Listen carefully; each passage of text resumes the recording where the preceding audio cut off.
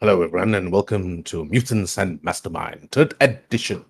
We're going to be starting issue 1, still with the origin storyline. And from here, we have a new hero calling himself Red Hare. And in this storyline, we're going to be doing his background. But before I even continue with his story, now, I want him to actually fully introduce himself to the rest of the party and also to the rest of the audience. Yeah, can everyone hear me first? Mm-hmm. Mm. All is good. Anyways, my character name is the superhero is Red Hair, but his actual name is I'm just gonna going Vance for now. He is a student. He is quote unquote blind, but let the origin story tells about it. He is akin to like the Japanese superhero archetypes because I like the Japanese superheroes. So why not? Well, as for myself, my name's Zaf. I've been playing Herbs games since 2021. I can tell you this, story wise, is good. And I love his philosophy. Actions has reaction. So choose your action wisely. I'm done. Right. I'm done. Thank you. Thank you for that, Zaf. And now, through believers, as we'll be starting our episode 1 in Mutants and Mastermind, we'll be starting with the story of Red Hare. And then, Red Hare, or as to say, how shall I call you? Let me see. I'm going to call you by your familiar name. I'm going to call you by Vance Willis. Vance Willis, you and your fellow friends, your fellow students, have been visiting one of your father's laboratory, somewhere deep within the city of, deep within the confines of Miracle City. I was just about to say City Miracle City, but as inside, as you actually entered the building itself and went straight towards one of your father's labs, you invited your friends, your fellow students, to actually join in looking into this particular device. Your father himself, Axon W. Willis. So W, I could actually put W as Wayne. I could put W as William, or W as anything. So at this very moment, as you mentioned, that your character's father is more like Lex Luthor with Norman Osborn himself. So your father, Axon Willis, is a very busy man. He never really have time much for you, Willis, but at the same time, he has always been supporting your studies. And whatever you need, Vance, he was always there to give it to you. Even though he's been flying all over the world doing business with multiple people. Even then, even when he came back, even during that short span of time, you spend it thoroughly together with him. But upon reaching this laboratory, you can see the device in the middle, humming with the sound of its energy pulsating outwards. Yum, yum, yum, you hear it. Then, one of the scientist that you have been looking at ever since you were a young child, and then he looked to you and said, Master Vance, with this technology, we are able to cure and heal many diseases around the world. And thanks to your father's income and the influence of your father's friends, that's also been giving us the the help that we need in terms of finances. We have finally managed to actually complete this device. And it seems that the device seems to be in working order, but with this power and this technology itself, and with the help of the hydrogen superconductor, it's like at the furthest end, we have used its hydrogen water to actually cool the system down at this current moment. The other scientists, as all you all know, are actually looking into this, and not worry, Vance. But I do suggest that many of your friends stay away if at the moment we actually try to actually activate this device itself. But as you well know, This is the OIT device. You look at the scientist, Vance. You look at the device. You Oh. look at its pulsating power right in the middle. It's like nyum nyum nyum. It's actually stood there. You can feel the energy actually pushing you and absorbing. Then the scientist then said, "It's like thanks to, of course, to your father's well finance and also in his expertise in well in organics and also in nanomachine technology. The nanomites inside the machine have been keeping the coolant, have been keeping the energy confined into one structured shield, so you do not feel the radiation coming out immediately from the shields itself. You can see the nanomites, the billions of nanomites inside will not actually cause much issues. But your father has been making sure that the nanomites will always be there. Yes, your father has been spending billions of dollars on this, but also thanks to the help of Star City and also other cities mayors and also corporate leaders, we are actually able to actually confine this. What do you think of this, Vance? Hmm. I see. Can this thing broadcast a lot more TV and connect people? Is it alive? I wait for the thing. Hello, and the machines. Are you alive? Hello. The I wait scientist for then the said, thing. your voice, the nanomachines, it seems to be active in your life. But it seems that I believe that your father activated, he speak to them mostly and most of the time. I think it's mostly just attracted to your voice. And after he looks at the device, he looks at the screen in front of him. Then he pressed a number of buttons. And then you notice that Terrence Gale at the other end, sitting on the railing. He didn't really care much of what's going on. He's actually looking at his handphone and then after that trying to play snakes. Because during this time it's like trying to play snakes and then after that trying to actually take some selfie together and then looks around and then he trying to actually set to the phone, "Hi, it's me, Terrence Gale, right now at the lab of Vance Willis. And today is that we're going to be looking at a machine called."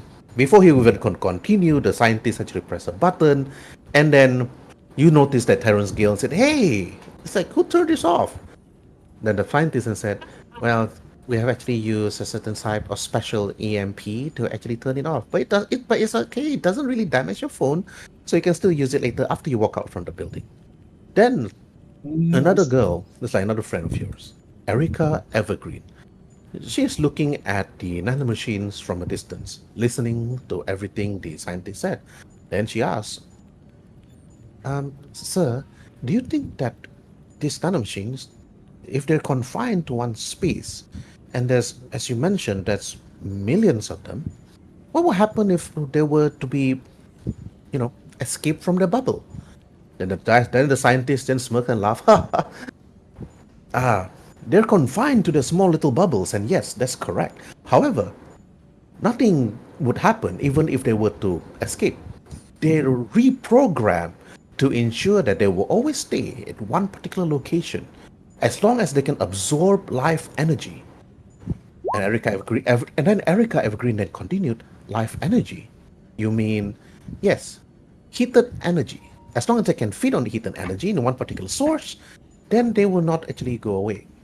But then Erica and I continued, what if this energy itself dispersed? There's number of heat, human body, cars, and anything else.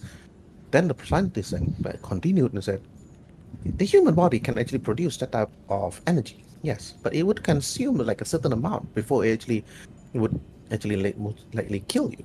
But certain special type of power would actually like nullify it, and and it also feeds on emotions, anything else. So if you have a serene, nice emotions, nothing will happen. But if you feel with anger and anything else, it feeds on that anger and everything else. Then another girl at the other end wearing a pink shirt, her hair tight, and speaks out with glasses. She looks at the device. Then she actually then said, "Professor, if that's the case, then the machine that holding them together is emitting a number of heat, and the hydrogen superconductor machine in the other end, I can see that the cylinders itself, four of them, is it stable?" The scientist then said, "Yes, it is stable. You don't have to worry about it. This was, of course, given to us by the brilliant minds of, well, everybody knows him. He's quite a well-known, formerly superhero himself. And then after that, the girl then asked, "Superhero? Um, what's the name? Everybody should know." Well, Michael Wesker and Walter Cross. It's like their brilliant minds itself will actually be giving this technology. But as you well know, they're currently off world in for some special mission or something. They are actually old, but nothing to be scared of. And besides that, Walter Cross and Michael Wesker has been giving this Mr. Axon Vance. It's like with Axon Willis, the father of Vance, of course. And Vance, you notice that like your father been working together with people like Walter Cross and Michael Wesker. But these are just business people to you. You never really paid any heed to them. But after that, one girl stepping closer, looking at the machine, she was holding her hair. She was actually getting too close. And then she actually looked at the device itself. And then she asked, "Bella or Bright?" Then looks at it and said, "The scientist. Mr. Scientist, sir. And the nanomachine doesn't seem to be." And then after that, the scientist then speaks out, "Don't get too close." And then you notice that she's actually wearing her heels, high heels, actually, Vans. Actually about to step. You notice that Terrence was actually trying to actually rush towards her. And Whoa, whoa, Bella, whoa, whoa, whoa. Bella then said after that, it's like, "The nanomachines, I feel as if they're calling for me." And then Vance, she's about to rush to her. She actually tripped on her high heel. And she almost fell into the coolant water beneath, which could actually kill her outright immediately. You rush towards I her. tried to save her. Okay, you I tried to you rush towards her. so I grab her I grab her by her head. Whoopsie! There we go. Okay, then as you grab her, she's about to fall. And then after that, then Terrence actually rush over to actually grab her other hand, and then you notice that his wash slipped, and as if it's like being taken Oh, away by some magnetic force. But oh. and then after that, even by grabbing her hand, even by slipping, she was also taken by you. But her hairpin fell and floated and hit one of the wires and then went into the bubble inside. You notice that Should this we be magnetic worried? force. And then after that, the scientist then turns and looks at it. Then you felt some sort of tremor. And then after the bubble itself absorbed the watch and absorbed the pin, you notice that the nanomachine started to actually surround these devices and then after that absorb it. But after a while, the scientist then looks and then told the other scientist and told them, "Personnel, we have unidentified object that just come in." And then one of the scientists then reported back, "But sir, we noticed that something is coming from within the device itself." "Coming in?" "Yes, sir. The the quantum interdimensional drival device, sir. It's the quantum interdimensional device." You heard that, Vance. But at first you notice something from the bubble. Terrence Gale then pointed, "Something's coming out from that thing." He actually pointed out, but you saw something flying out from within the bubble, crash into the roof itself, and creating a hole on top of the roof. You couldn't see it at first, but you could have sworn. Roll for your perception. Perception. Perception is underground. It's still on the skills. Just roll for it. Oh, I found it. Yeah. Okay. You could have sworn something flew out from within the superconductor itself, straight up into the roof, crashing it, rubbles falling, almost crushing Margaret. Margaret fell backwards, of course, on the floor. Oh, And then, after that, Erica Evergreen actually stood away immediately. Then, the professor, the scientist, and looks around and said, we must maintain the superconductor." And then, after that, you heard a loud crashing sound at one of the four cylinders, and it what's cracks. And happening? then something started to actually explode, and you see the scientist at the other end and said, "Sir, we're trying to." Then after the scream became, "Ah!" They fall Oh into no. the hydrogen water beneath him. Then another glass cylinder actually broke due to whatever that came out from that thing. And the last thing that you saw after that, after seeing that, then look at the explosion, the only thing you saw was just two black wings like flapping into the distance, flying up deep into the sky and vanish. The professor and one of the scientists actually fell into the water and just died and perished within the waters itself, consumed by the freezing waters beneath him. Then after that, more and more cylinders broke. Then you notice that the scientist next to you trying to actually control what's going on. But he screams out to you, Vance, asking you to actually escape. The moment you try to escape, Terrence I tried would to like to grab you. try. I would Then, like to try help everyone out first. okay, you tried to actually help everybody out. Then the scientist pressed a number of buttons, trying to actually assess the situation. Then lastly, you heard a sound coming from the terminal Sequence will itself. initiate in 60 seconds. All personnel, please Then exit immediately. What? Self-destruct sequence has initiated. Come on, come on, come on, come on. This facility will self-destruct in then Erica Evergreen started to actually run. 7, 6, Margaret Nelson is 5, actually 4, unconscious. 3, 2, Then 1. after that, and lastly, you were blown away by a loud explosion. And after that,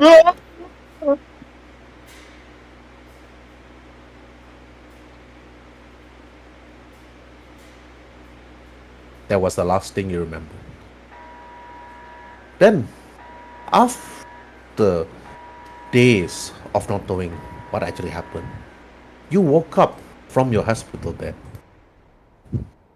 to see one of the doctors talking to you. And then, after that, he said, "Vance Willis, you're not supposed to be up from bed yet. You, wait, let me check." The doctor looks around, looks at you. "You're perfectly fine. Your injuries, your bruise, your cuts. But your other friends, they're still unconscious. But it's a miracle that yourself and Bella is able to actually survive the blast. It killed almost everyone. But you were lucky that your other friends was actually able to be safe. And are you okay?" He looks at you. He pulls a I can't flashlight into your see. eyelid. And I can't see. then you realize that your eyes is white.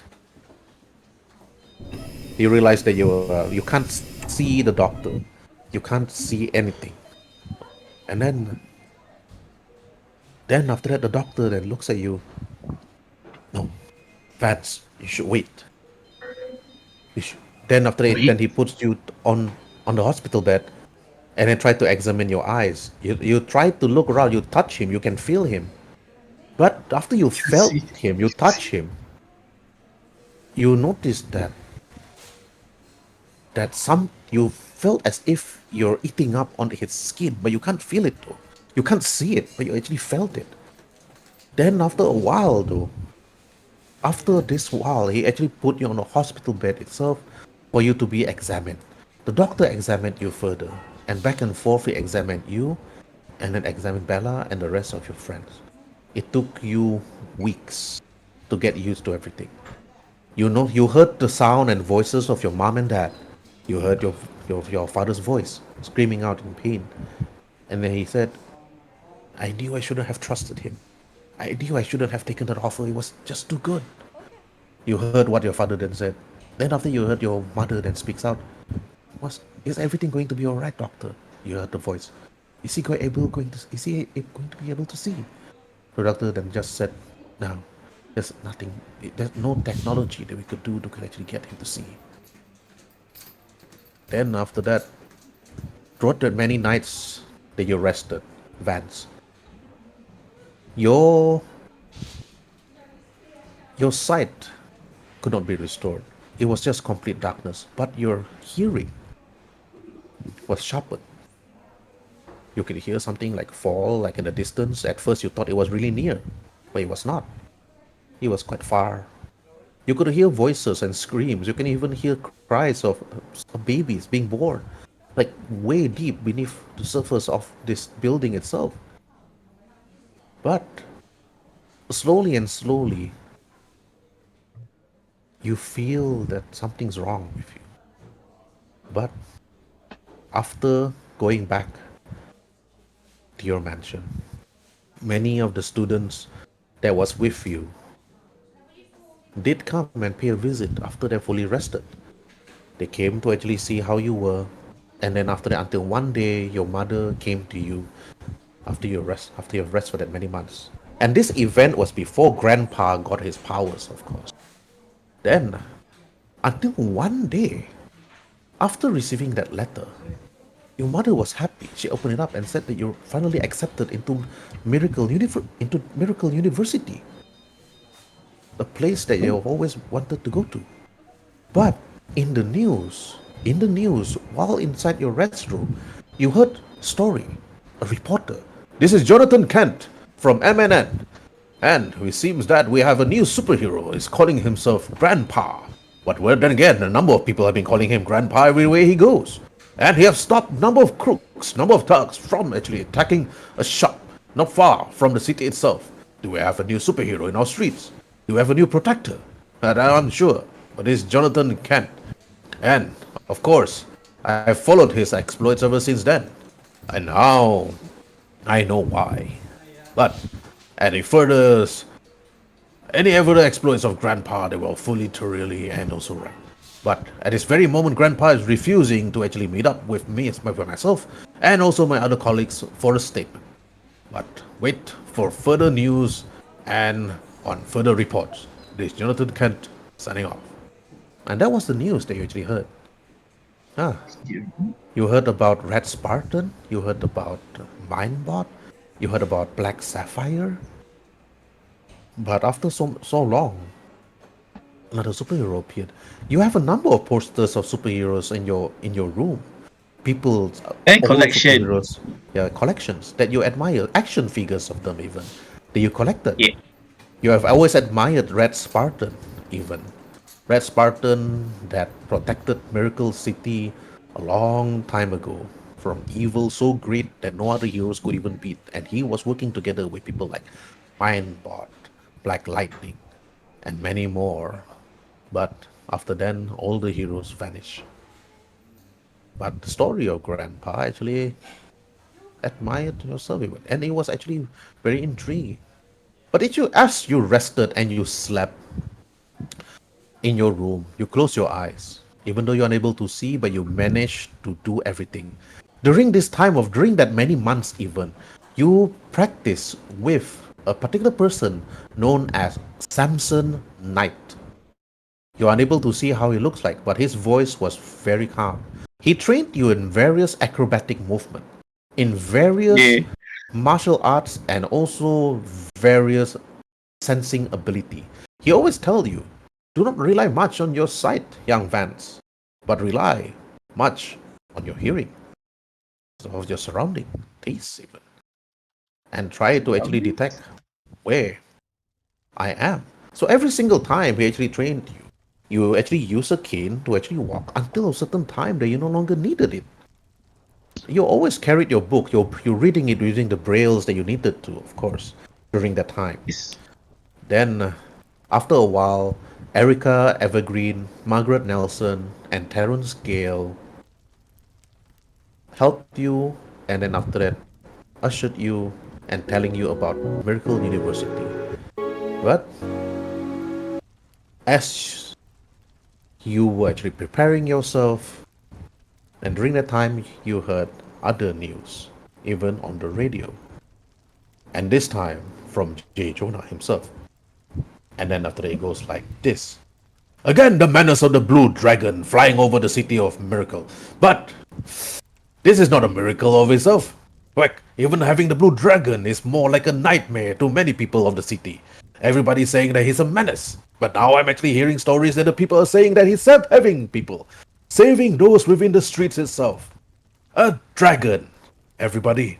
A dragon. Saving the people of Miracle City. Heck, for all I know, he could be saving you now, follow you home, and decide to eat your babies and your children. Stay safe, everyone. Do not trust this blue dragon. He's a menace, I tell you. A menace. Baby And then- eating Can, menace. can I make can I make a witty joke as a part of a stupid as a part of his personality? If he's a menace, why is blue? Isn't blue a kind color? This Jonah guy is weird. Isn't blue a kind color? Yes, it is.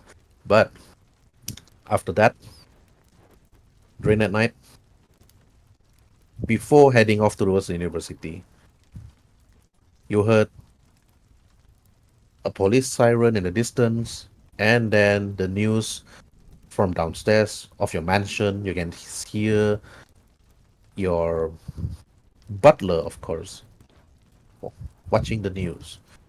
Shootout in the distance. This is reported Jonathan Kent, and it seems to be a burglary at one of the banks of Miracle City itself. They're actually putting up hostages, and there's nothing much that the police could do at this very moment. And no, wait, we're getting some sort of report. It seems that one of the burglars is actually asking for a vehicle, a helicopter, and many more demands. And yet, right now, at this very moment, we're still waiting for more news of what's happening. You heard the news, though, Vance. And then, after a while, you just close your eyes. This has nothing to do with you. And then you just rest. And then after that came, meanwhile, inside Grandpa's apartment. Grandpa, it is late at night, of course. You're watching the news. As you watch the news, you check the weather report, you check the golfing channel, and many more. Until, of course, you heard a screeching sound outside your house. And it breaks, it stops, you heard a door open, and then you see Eugene Woods didn't even knock the door this time.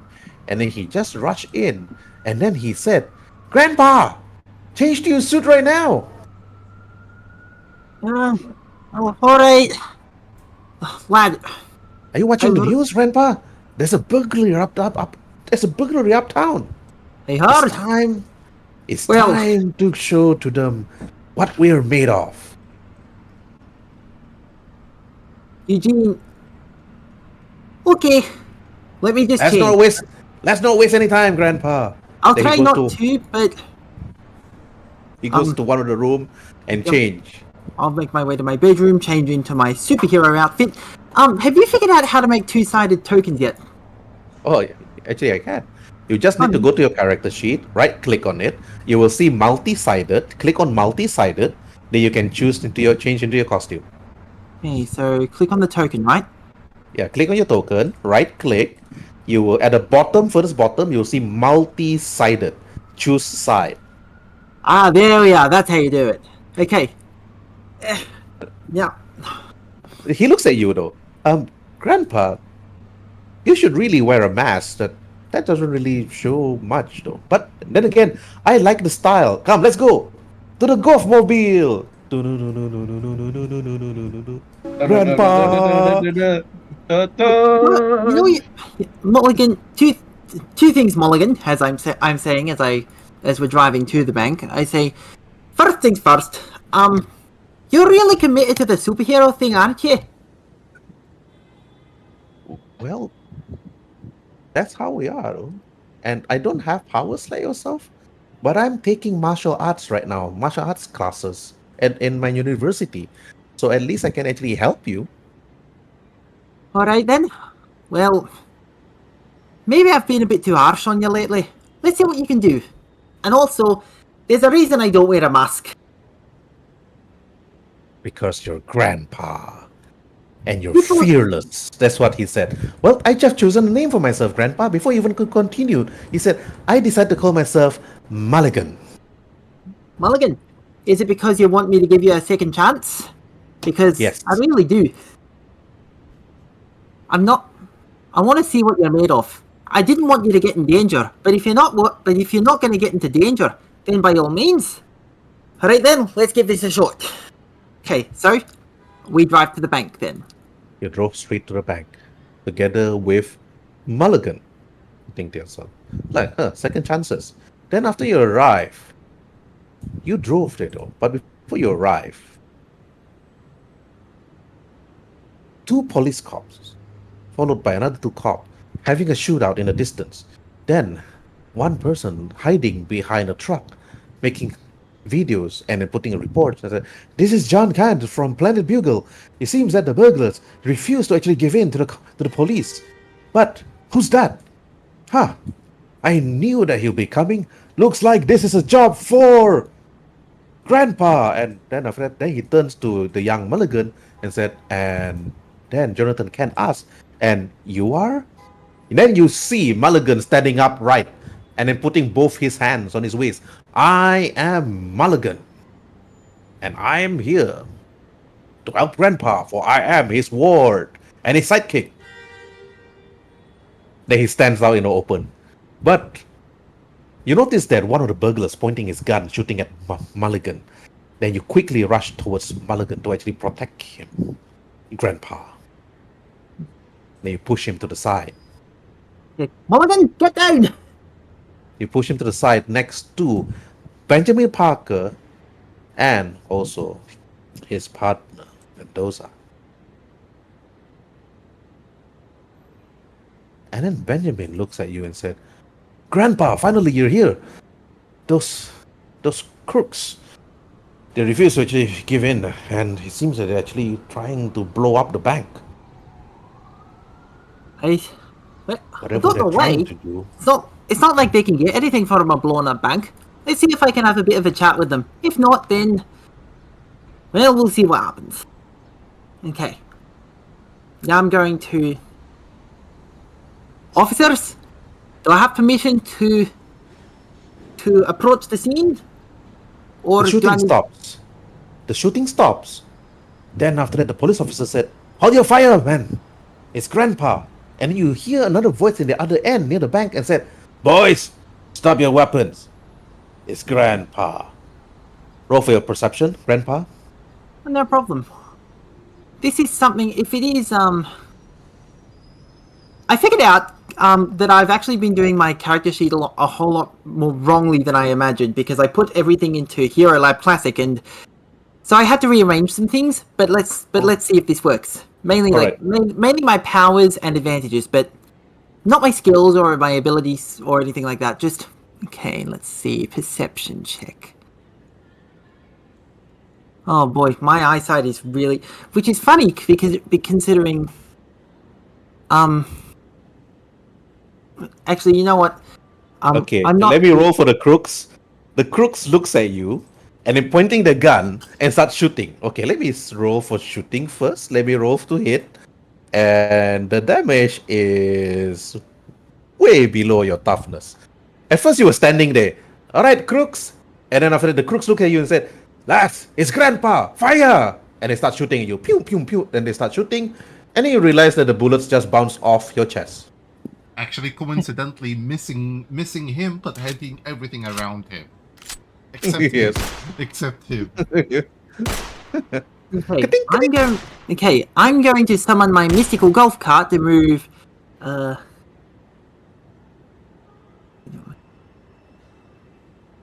going to use my mystical golf cart to zoom on this side of the truck here in a way that they can't necessarily get a shot at me, but they do know I'm there. Alright, lads, I can be reasonable. What is it that you wanted? We were asked to actually erupt and blow up this bank. You want to blow up the... You know you... If it's money you want, you can't get it from a blown up bank. And one of the crooks actually whispered to the other boss with the other mask and said, "Boss, I think what he's saying is true. Why are we doing this even? We're paid to do this, boys." Roll for your persuasion. Okay. Rolling persuasion. Hail Cobra command us. Hurrah! It's Then for after Hail one of the crooks and said, "But boss, we are asked to do this." Then one the man with the mask and said, "Grandpa, you can't talk to us. You can't talk to us about this. We are actually being paid to do this. But since you are here, we can't do much, of course. Come on, boys. Time to actually blow this place up. If he ever comes, if Grandpa ever comes, make sure that you to drag out the hostages." You realize that you heard the name, you heard that they actually have hostages, Grandpa. Then, after that, you think to yourself, roll for insight. Got it. Why am I rolling so bad on these sorts of things? This is annoying. You're not a skilled person. Maybe you hit hard. You're an old man. You thinking, damn, they have hostages. You think to yourself. Then the hostages got dragged out from within the building site that you were unable to see. Then, after a while, you see a police officer being held hostage on one end, and another woman being held hostage on the other end. And the person that was talking to you earlier head straight towards the couch and dragged a young girl out from outside the couch itself. And then he said, "Try to do anything, Grandpa. Then, gonna tell you one thing. These hostages are not gonna see the light of day until tomorrow. We got you where we actually wanted you, Grandpa. Now, we were asked to do this because of our commander. Now we're going to make sure that..." If you're getting paid for something, then I have an idea that can get you paid even more legitimately, okay? All I ask is that you listen. Alright, okay. Roll for persuasion. Again. Yes, again. Okay, that's an 11. I don't think that would succeed. They start shooting at you. They start shooting at where you are, but because you're behind cover, nothing happened. But meanwhile, at the subway station. Alright. Jason, Mm-hmm. you took the train. And then the train arrived at Uptown Station. You stop. And then after that, you, Jaime, and Luisa got off from the train. And then you look at the surrounding location. And Jaime then said, I have no control. "That's okay. You're not supposed to move anyway. You're Oh, just okay. supposed to role play." Oh, okay. Yeah. Mhm. All right. I mean, it looks at you. All right, Jason. It's time for us to actually head towards the bank, and open up another bank account. Well, since the university actually want us to do that, and Luisa after that then said, "Well, that is actually a criteria. I mean, we have to do this. And besides, since Jason's quite free to actually follow us towards the bank, and that's how it's going to be." But Jaime then said, "There's another bank in the central city, but then why here of all places? It's a small bank." Then Luisa then said, "No, small bank is better than nothing. Why go to the big one? Might as well we go straight to the small one first." But Jason, you heard what Luisa and Jaime then said. And then after that, you heard gunshot. You see the number of crowd within the subway station itself started to actually run away. started to actually head down to the deeper subway itself to actually hide from the gunshot. And then Louisa looked at you, Jason, and said, Jason, do you hear that? Yeah, it sounds like gunshot. Hi, me, Louisa. Hi me and said, I think we should run away. Uh, Jaime, Luisa, check on the other citizens here if they are injured or something, and call for the police. I'll see if somebody on the outside is injured. As I Louisa said, no, this is news. Come, Jaime, let's go up. She rushed up straight towards the street.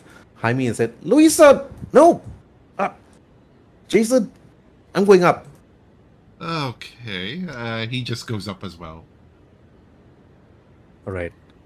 And the moment you actually head up, you can hear the gunshots again in the distance. Mm-hmm.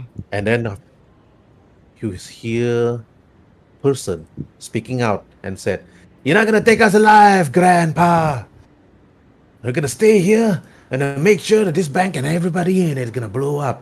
But the moment Louisa rushed towards the scene, you noticed that Louisa started to actually sneak towards the building, and then after that, Jaime following behind her. Which direction?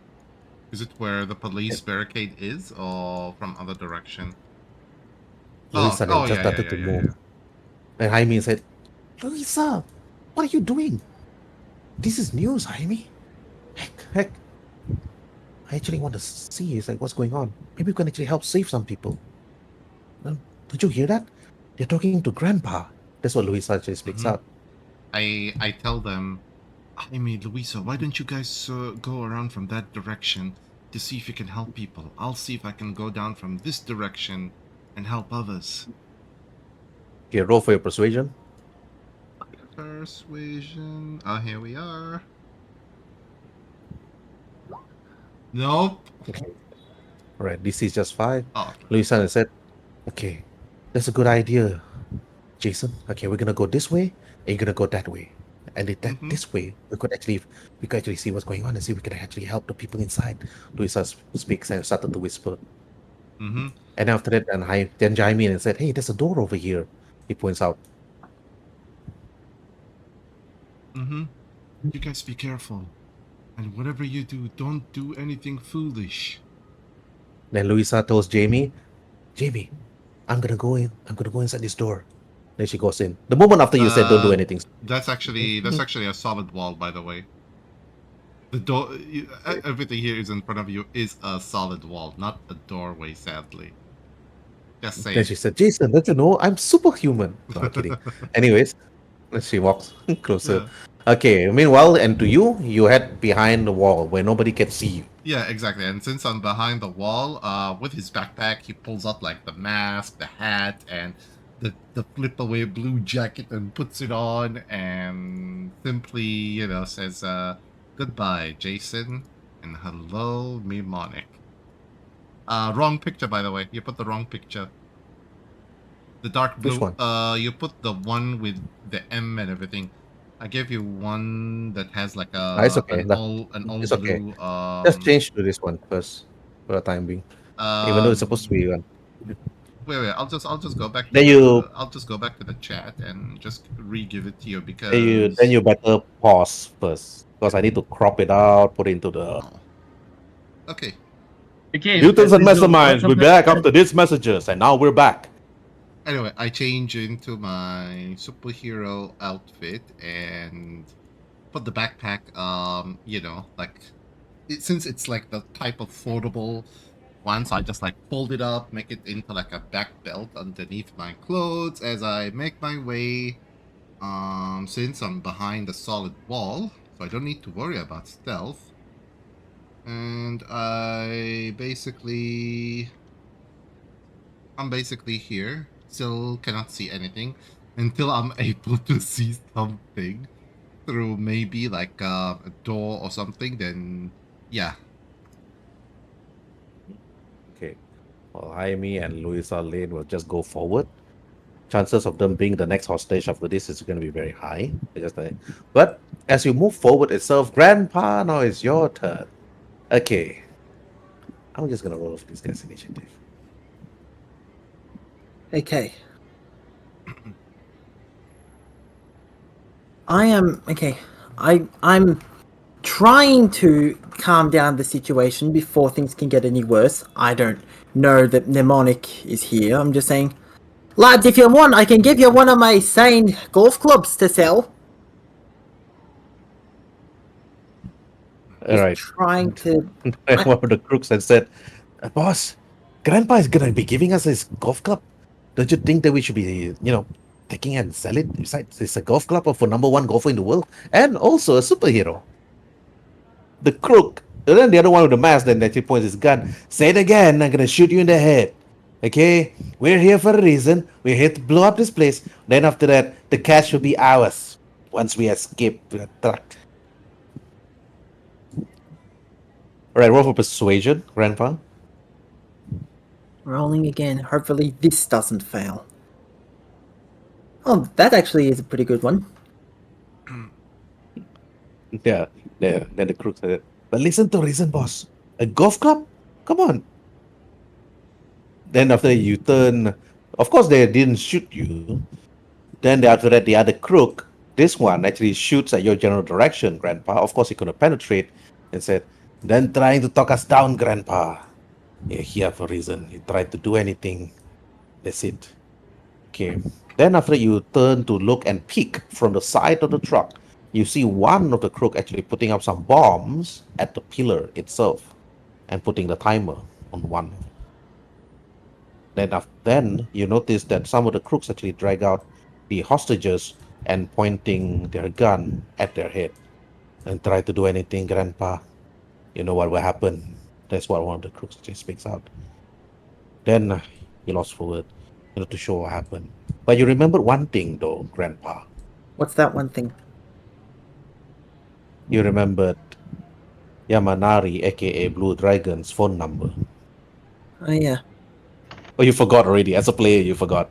As a player, I forgot, but my character definitely knows. All right, okay.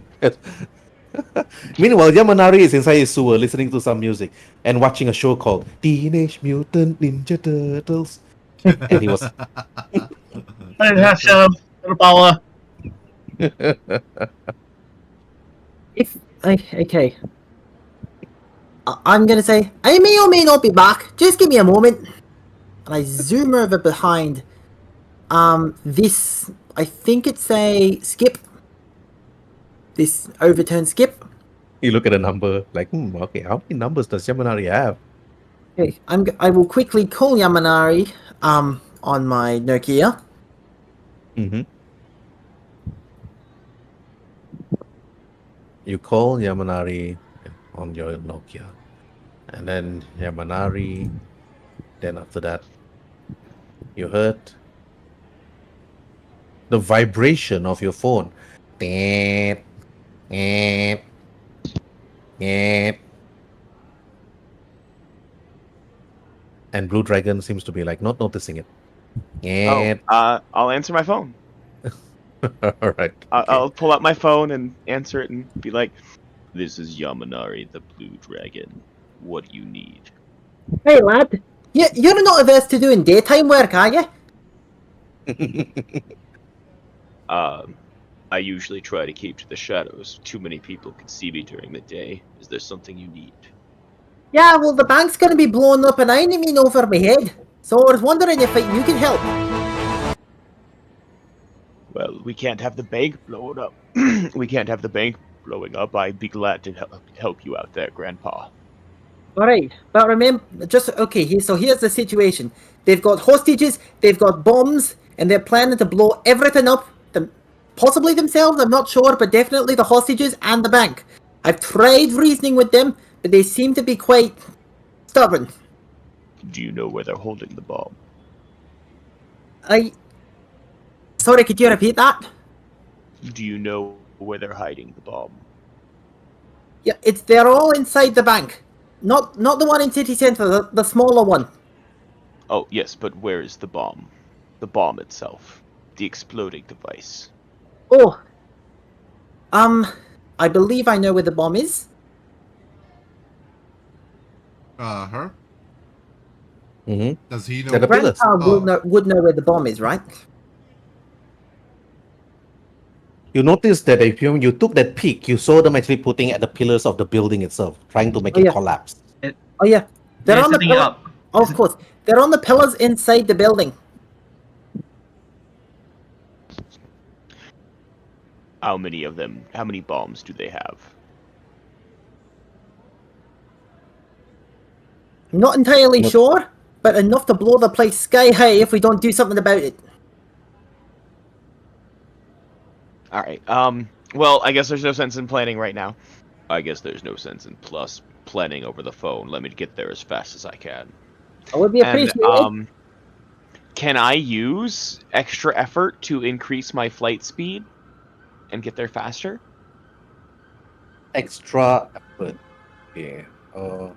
I think you have to roll for it. I think if something bad happens, I think extra effort is something bad happens. Something bad happens. It depends on the power itself, because if the power requires him to roll, then yes, he has to roll. If not, it just usually means that he gets there either faster or it activates faster.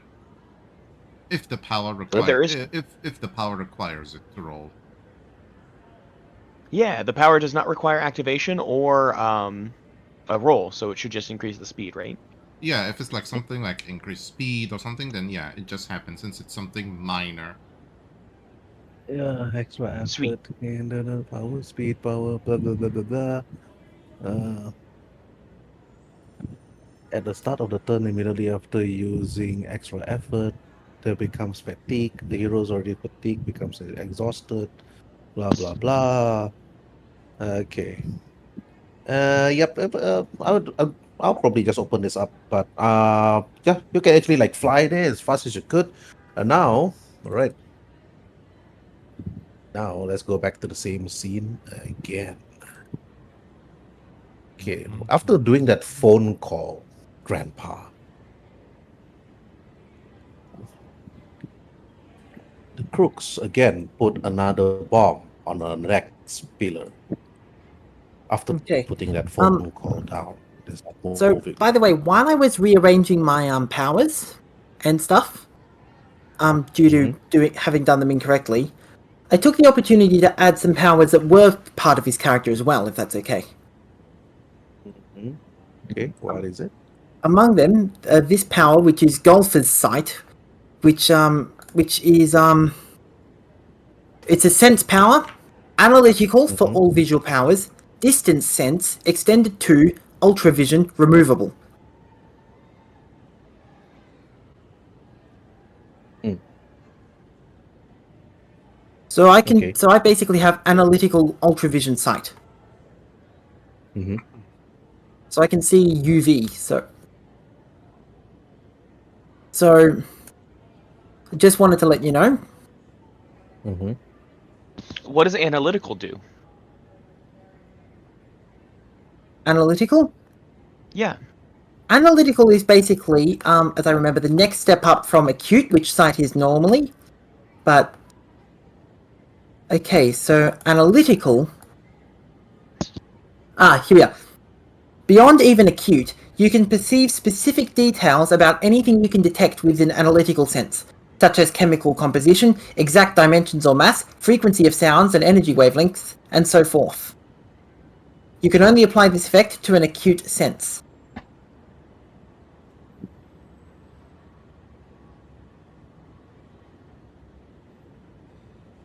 Shit, so you know a lot about those little bombs, don't you? Yeah, I can pinpoint details is basically what that is. I also have distance sense, which allows me to accurately and automatically judge distances. A very good power for a golfer to have, and for a superhero too. Mm-hmm. Right, it's good. It's good. Okay. Right. Now, here I want you guys to roll for your initiative first.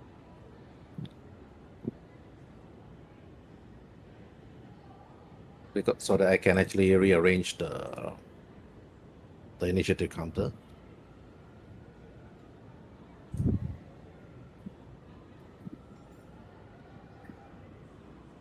I rolled for my initiative. Oh yes, of course, initiative.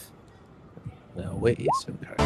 That is an I think your 18 character, for initiative. Aizen, you need to think outside the box for your character. You need to declare something like, is there a window that I can sneak into, or a vent, or whatever, you know? Actually, I was gonna like as soon as I reach here, because I know banks by default usually have the face of the bank from here all the way to where the truck is in full Because glass. if you come here, then you're gonna be seen by the police officers, the cameraman, and also Mulligan. I'm gonna roll for Mulligan's initiative.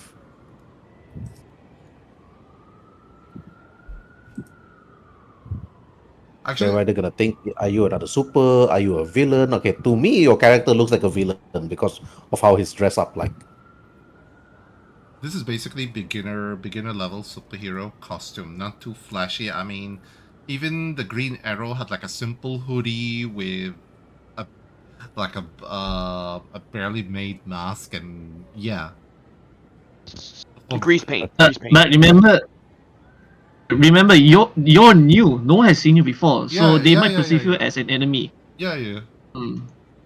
Yep. Well, people have seen Grandpa. A lot of people here, Grandpa is the hero. And Blue Dragon at the moment is still considered like unquote unquote villain to the police, but not to the civilians. And then Some of the some of the civilians still think I'm a villain. yeah, some of the civilians will still think you're a villain. They're still not all the civilians think you're a good guy. Stuff. Okay. But of course, Yamanari, you flew as fast as you can to actually look at the general direction of where you are. And then you actually like look around and you actually see it. You flew, but you haven't arrived yet. So you have to wait until like round 2 for that to happen.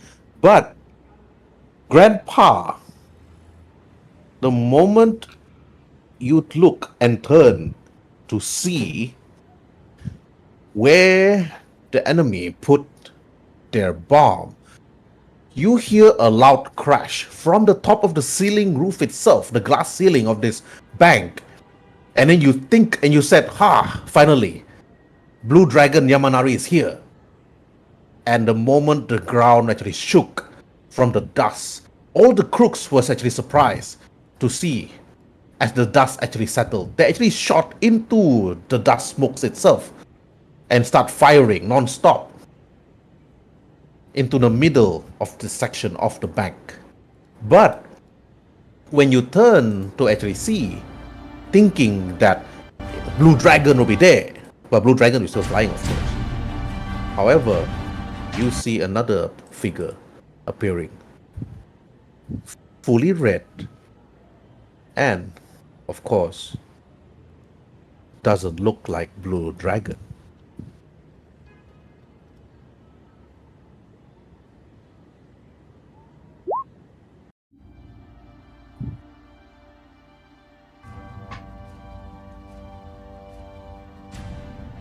And look, this red hero, no, this red person looks everyone in the room and points at this guy. Are you? Right. During this time, of course, Red Hair, you are still sleeping, but the Red Hair has taken over. You saw the news earlier today. To you, this feels like a dream when you saw this situation at your room of the mansion. You look at the criminal pointing the gun at the young girl. You're fast, of course, but you notice that there are others here. You sense the enemy around you, hostile threats around you. You can sense them. When you look around them, your eyes started to glow. They're all glowing in red color, while the hostages are glowing in a bluish-green hue. And then you look at this person actually points his gun and starts shooting at you, of course, and said, "You're not the Blue Dragon!" But before you could even say anything, he said, "Rush in, but first, Grandpa." Where's Grandpa? Oh, okay, he's there. Alright, Grandpa. You saw this thing came in. Red armor. Some sort of red antenna picking up from his head. That's about it. That's not Yamanari, you told yourself. You're not unsure if that's a villain or is that another new hero. Okay, Grandpa, what do you want to do? Right. For now, I'll take out the known, and then I'll focus on the unknown if they turn out to be a villain. Okay. I'm not going to say anything. I'm not going to call for or anything like that. I'm merely going to... Okay. 15 feet that way. So starting here, 1, 2, 3. Should be in Okay. range. You don't even need to measure in this game. M&M is like, what's measurement? What is measurement? Yeah. So I'm going to get within 50 feet, which is which is close range for my ranged power. I'm going to aim, and I'm going to strike with my Mystic Golf Ball. Alright. Okay. This man was surprised. Man, Grandpa out there's just smacking people with his balls. Yep. Oh, balls to be exact. Them hard, man. Okay, so here we go then. Mystic Golf Ball. Are you gonna scream it out? Mystical golf balls! No, I don't. Unite! I don't scream it out like that. But okay, Every superhero scream out their special moves. I know. Okay then, if I'm gonna scream out, I'm not going to. That's first of all, that's an anime, not superheroes. Yeah. And second of all, Yeah, not superheroes. Like, you don't see Batman screaming, Superman, Wonder Woman, Flash, and everything. If you scream No. your attack, Hey. If you scream But- your attack, you actually telling the enemy what's going to happen. I can pretty much predict that in the chaos, I'm going to go relatively unnoticed. So, rather than... So this is not necessarily I'm going to be doing this every time, but the first time I do this every combat session, I'm going to yell, "Fire!" and take a swing at this guy. Right, okay. Right, Roll to hit. it's the golf ball. That's an 8 to hit. Oh, 8. I'm gonna roll their dodge, okay, to see if they can actually... Alright, let me roll, and I got a 5. Okay, that's it, you hit. 17. Okay, their toughness isn't very strong. I'm gonna roll for toughness. Roll toughness. Yeah. And nope, unable to beat the 13. They dropped by 1 circumstances. Okay, another one. This person will be knocked out. Okay, this if you hit person's him been again. knocked out, and I've No, not taken yet. my move action. He's not knocked out yet. He's not knocked out yet. No, not knocked out yet. I've hit him rather hard in the back. Yes. Okay. Pop! He hits. Then, any other action? No, I've taken my move and I've taken my action, so I think that's it. All right. I am going okay. to use my free actions to put up my Mystic Barrier and Golfer's Sight. I think my Golfer's Sight is sustained. No, it's not. It's natural as long as I have my amulet. Okay, so I'm going to put up my Mystic Barrier with my free action, and that's it. All right. What is Okay. Mystic Barrier? I'm Oh, sorry. it's basically just protection too. I had it even before I did the whole reconsidering of the... I don't think you used it before, which is what I was asking, so that's cool. Cool. Okay, that's because it's a passive effect. Protection. That's a good power. Okay. Red hair. Your turn. You got multi attack. What do I do? Like, I'm gonna move first to here, which is 3 squares. I attack here without any second thought. First attack, punch and kick. Hola! Second one. Okay. And then the last one, because I have multi attack too. So last one. All right. Yep. Let me roll for dodge. Okay. The second and third one hits. And 15, roll for toughness. Fortitude. 9. And fail, and fail. Okay. You rush Can you in. see what happens? You rush Yes, in. He's I rush unconscious in. though. So you can declare how you do this. As he managed to dodge one attack, I punch his gut, then punch his face again. After that, once he's unconscious, I throw him towards this guy, if possible. If not, it's okay. Alright. Okay. I don't think you can throw. Unless you Throwing upgrade is it. a form of attack in this game, I think. Yeah, it's a form of attack. Yeah, but this one already got a hit by Grandpa. You already knocked this guy out before he can pull the trigger. So he's unconscious. Let me put the icon on his body. Alright. As a free action, can I roll for intimidation? As a Yeah, free you can. action, is it possible? Yeah, I'm gonna roll for intimidation. I know I saw. There you are. Intimidate everyone in the room. Versus insight. Should I roll for insight? Let me roll for the insight. That is a super scary robot right now. I am so terrified. The bunny ears doesn't tell. Okay. Wait. Let me roll for the insight first. It seems the insight is not listed in their NPC character sheet. Okay. They're not scared though. I got a 20. Actually, I got very low. I mean, they don't even have bonuses. It's just that I got 20. That's it. It's okay. Let's do Right. it. I'm done. And then, okay. And then put out your weapons. But they're not terrified. They start taking their guns. One of them, of course, start shooting at you. Okay, because your toughness is very high. Okay, roll for dodge.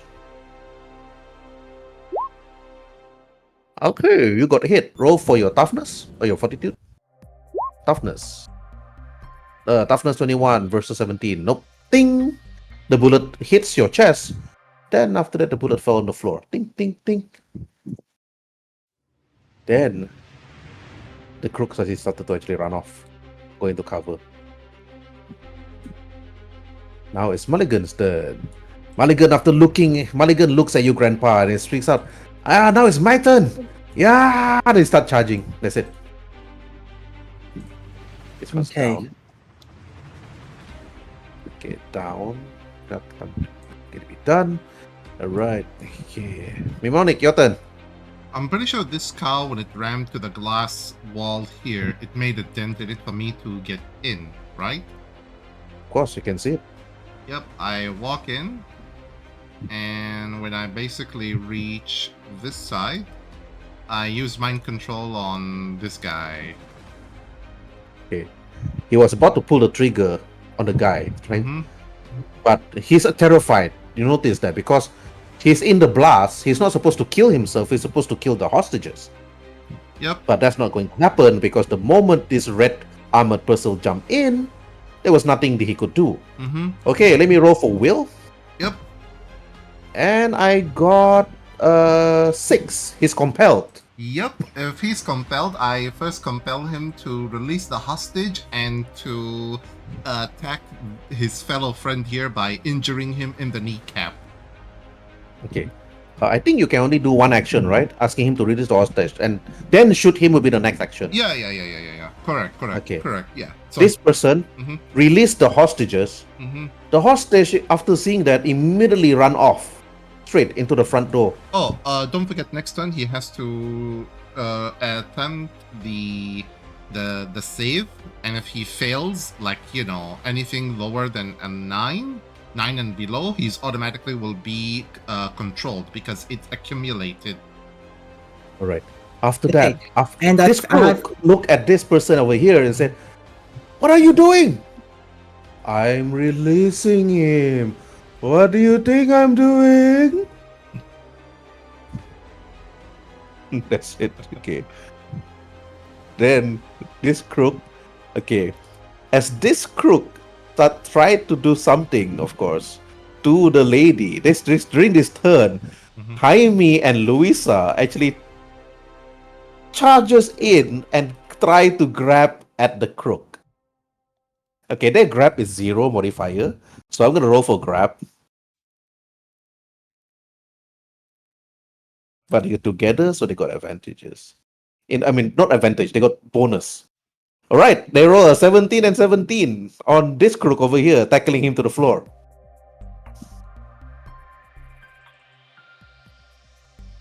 Okay. But this one, of course, butted to actually look around. Let me roll for his will. And he got a 1 and is terrified after looking at what the crook is doing. Then he started to actually move and then started to actually continue with the explosive on the next pillar. Okay, this one is unable to do anything, compelled. And this one just got hit. Goes straight towards one of the corner of the shop and points a gun at you, Grandpa, and starts shooting. This person starts shooting at you, and then roll for dodge. Okay. That is generally my higher defense. You need That to beat being a said- 6. Sorry? You need to beat a 6 dodge. DC 6. Easily.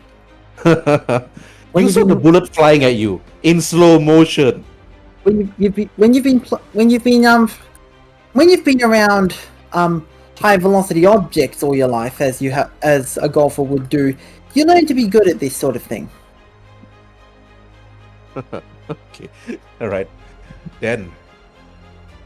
Alright, Yamanari, the moment you arrive at the bank, you notice that the rooftop, the glass roof of the building have already broken. Like somebody else already flew in before you as you arrive. Okay, roll for initiative. Oh, do I have a character token? Oh yeah, let me reveal you first. Here you go. Okay, you can land anywhere you want. Just put your token awesome. anywhere. Okay. I will roll initiative first. Ooh. Okay, Yeah, maybe the super high. maybe the surprise of who crashed this window before I could situation. That's right. Okay, but why did I drag Yamanari all the way up? I thought it was the initiative counter. Wait. Because the initiative order and also Yamanari have the same initiative, have the same number. Alright, okay, Grandpa. You saw Yamanari flying on top of you. And then all the police and everybody else started to look at the top. Is it a bird? Is it a plane? No, it's just Blue Dragon. Benjamin Parker then speaks up to Mendoza. Blue Dragon is here. Mendoza then speaks out. All officers prepare and capture attempt on the Blue Dragon. I repeat, capture the crooks and the Blue Dragon together, if possible. Alright, Grandpa, roll for perception. Got it. If it is to do with sight, I'm not sure if my analytical sight has anything to No, do with it's it. hearing, listening to the police chatter. Okay, if it's hearing. Perception? A 13. Okay, you heard what Benjamin Parker and Mendoza said to the other police officer. To actually apprehend and capture Blue Dragon if possible. Okay. So, Now it's your turn. I'm going to use my Mystic Golf Cart 250 foot speed. Mhm. First of all, to move all the way over here, and then zip my way into the building. Yeah. I think that is, so from there, it's 55 feet in total. Okay, so it's, if I'm going to zip in here, actually, no, in here, so that I am, and I'm going to take a shot at this one who's got the police officer hostage with my Mystic Golf Ball. Mhm. Okay, roll to Okay. hit. Got it. 4. That's a 13 to Please. hit. Let me roll for dodge. And he got only 2. He got hit. His days. Okay, roll toughness. Yep, rolling toughness. And if I got toughness is 11. Okay, it's just like one circumstance bond penalty. That's it. Okay, hit him in the chest again.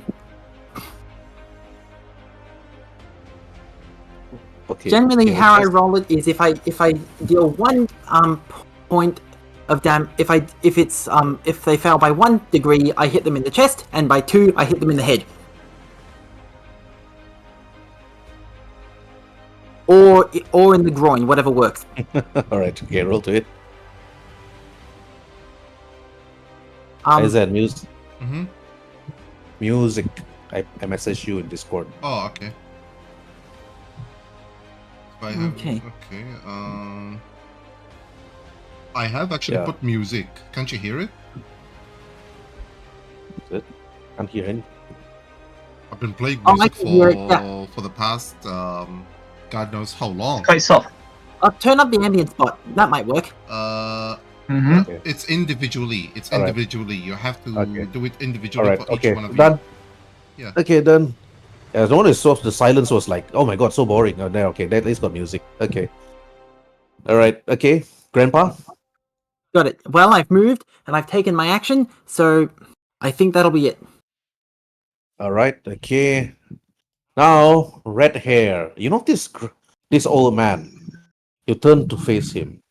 In your dream, though, you smile to see that you're working together with Grandpa.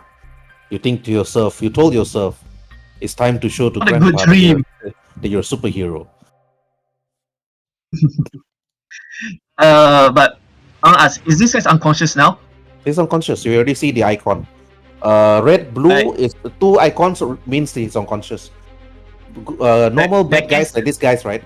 If you manage to beat Uh. their toughness by twice and they drop by 1 and 2, bad guys are unconscious. Mhm. Normal bad guys are unconscious. Villains are different. Yeah, in that case, I'll go for this one next because he focused more on ensuring survivors. That's Roma. Yoink! I hit this guy with multi attack. Yeah, you're moving very fast in this move. Shoop, pop, pop, pop. Shoop, pop, pop, pop. First one, second one, and then I'm gonna use my third one, dual magnum punch. Yeah, but the roll for this guy is dodge. Okay, parry, not dodge. Parry. Parry 1. He failed. Parry 2. He failed. Parry 3. He failed. Okay, rolling for fortitude 3 times on your 15. Fail, fail, and fail. You beat him up. The moment he actually got grabbed by the two people here, you actually went in and punched him, pop, pop, pop. And then this woman over here and looks at you and said, "Thank you, Red Spartan." She runs away. She mistook you for Red Spartan. I'm living my dream then. Yes, I'm living my dream. Yay! You smiled. You're living your dream. Then, okay, anything else? You just move. You just attack. I'm gonna try to intimidate you guys. Why the hell not? Okay, you turn this person intimidate. Okay, roll for intimidation. Totally. It's not your best skill, but just roll for it. Okay, Yeah, just rolling rolling for Will. He actually got a 3. He's like, "Oh, whoever you are, don't hurt me." That's what he said. How do you make And for he you? lost his action. Okay, Mulligan actually rushed in. "I'm gonna get you!" Rushing in at this crook, but this crook already like went in. But okay, Mnemonic, your turn. Okay. First of all, give me a roll on this guy. Okay, Will again. Yep. Rolling and he failed. Okay, he is now fully controlled because it's accumulative. And Alright, since okay. he's fully controlled, he's going to be marching here next to Blue Dragon and shoot this guy in the knee. Okay. Blue Dragon, you notice that this person, this crook, walking very oddly, ignoring you, and then standing next to you, pointing his gun, and then shooting at one of the crooks. And one of the crooks looked at him and said, "What are you doing?" Palm! In the knees against this guy. Oh, I actually rolled a 20. I rolled a 22. That's the highest I roll for this guy. Oh god. On this one. He's gonna have a And- very hard time to explain how the heck did he turn on his own colleagues halfway through. Is he a hero Okay. synthesizer? This one actually got hit and on the knee and fell. Holding his knee. The fuck, dude? What you doing? And this man is just pointing his gun. I'm doing it because I just have to. And that's Mhm. it. And These ones controlled. well, for me, I'll be rolling stealth so I can hide in my current location. 'Cause I don't want to be, I just want to leave some mystery. Okay, I'm just like kneeling and controlling the guy. Alright, okay, stealth. Are you sure you need my help, Grandpa? It seems like you have things covered here. The more the merrier. Okay, Grandpa, one of the crook here shooting at Mulligan. Okay, I'm just gonna roll to hit on the light pistol. Which one is shooting at Mulligan? This one. Okay, I'm rolling for dodge on Mulligan. During this time, I'm using his lowest one without bonus because he haven't really be that guy that you created yet. So he got hit. I got hit. use interpose. Okay, all right. Use interpose. Yes. Once per round, when an ally within range of your normal movement is hit by an attack, you can choose to place yourself between the attacker and your ally as a reaction. Mm-hmm. So Yamanari is the target of the attack instead. Whereas okay, this one. That's where this one shooting at Mulligan. Okay, this is what happened though, Yamanari. The crook pointing his gun at Mulligan. Palm, you saw the attack. You immediately rush in front, standing in front of Mulligan, and then the bullet just hits your chest. But because the damage is very okay, just roll for. I'm gonna roll again to hit you instead. And roll for toughness. it auto hits. Oh, okay, auto hits. Oh, not to show the damage. Okay, roll for toughness. Because he chooses to make it hit in the first place. Oh, No, okay. interpose forces it to automatically hit. Okay. The original target has to be hit, and because the original target was hit, I'm suffering the effect of the hit instead of them. All right, you got hit. You dropped by -1 on your. I have impervious 5. If it's not 3 damage or more, I take 0. It's just 0 then. The pistols here are only 3, 4, and 5 being the most dangerous though. So you don't have to worry until later on in the story. Yeah, you don't have to worry at all unless they start using assault rifles, shotguns, sniper rifles, and blaster pistols or rocket launchers. Heck yeah. Yeah, only rocket launchers can actually do something to you, and heavier machine guns. So this guy was surprised and shocked, like, Blue Dragon, and then Mulligan behind you and said, Blue Dragon. Do not worry, young Mulligan boy. behind you looks terrified, and he starts to run away because he failed his willpower check.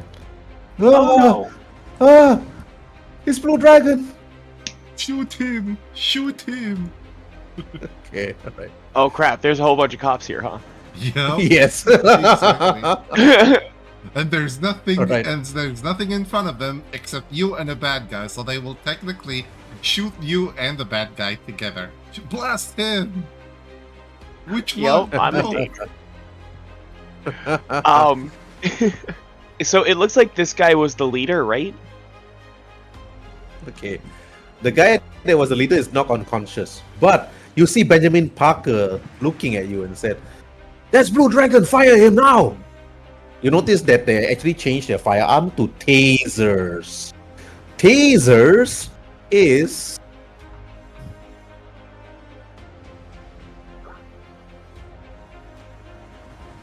Compressed air weapon, impact release, affliction. Day stunned or incapacitated, fortitude resistance, and DC 15. First, I need to roll to hit to see whether they hit. That's it. Yeah. That's all. Okay, alright. So Okay. which one of these bad guys was the leader? This one. Yeah, but he's one, unconscious. He is unconscious. Okay. Yeah. Cool. Mhm. So then we've got these two that are still up, and this guy here. And also this guy. Yes. But he's Yes. controlled. You don't know Yep, that. he's controlled. Yeah. Well, You he's have to, shooting Yamanari at- have to roll for insight for that though. Yeah, you Inside- have to. he's Yeah, shooting Inside at- DC 5. Yeah, DC 5. yeah, you have to like roll insight to see like what's wrong with him. insight button. Inside DC 5. He's like the easiest DC you can pass. Yeah, you know 19. that man has been mind controlled. But when you look around, who's controlling him? There's so many people here, so many hostages that could be a telepath, a psychic telepath. You think to yourself, but you haven't seen one for so long. But the moment you landed here, Yamanari, that's when Benjamin Parker told his officers that, "Shoot now!" In that case, I'm gonna fly way over here and I'm gonna try and punch the guy that's to the north of me. All right. You landed. Oh, You block the bullet. You land in and you punch. 6. Okay, I'm gonna roll for dodge. And I got 17. Even with penalty. Even with the I penalty, don't- it's only 12. I rolled dodge 12. You missed. You hit the ground. They're like, boom, like, blue dragon, dodge now. That's what the guy was doing, avoiding your attack. And the all police right, officer. that'll be. Yeah, that's it for Yamanari. All right. Okay, round 3. Okay, Grandpa. Yes. Okay. You notice there's something odd with this person. Roll for insight. Okay, rolling inside.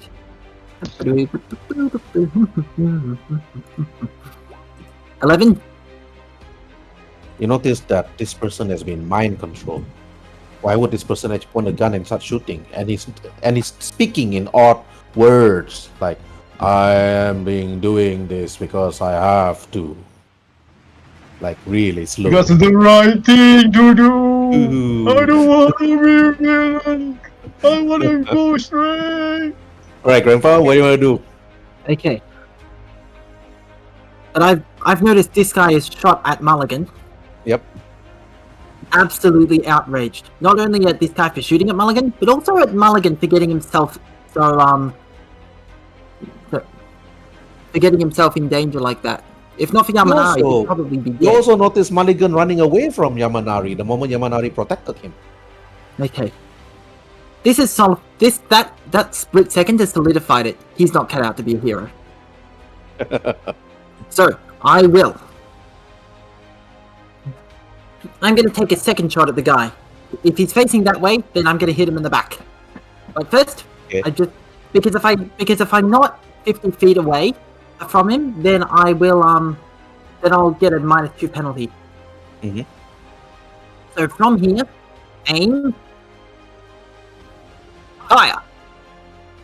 11. Oh, rolling for dodge. Don't you mean He got four? He got a Grandpa? 4. He got a 4. And let me roll for fortitude.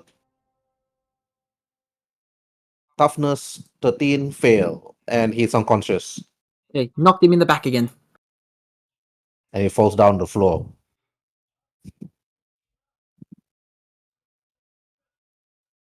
Okay, anything else? Okay.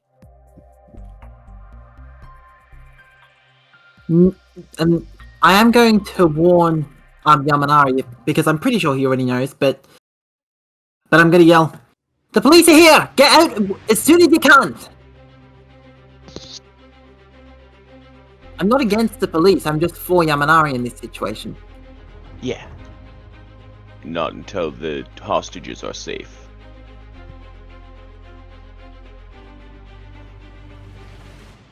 Alright, okay, that's done.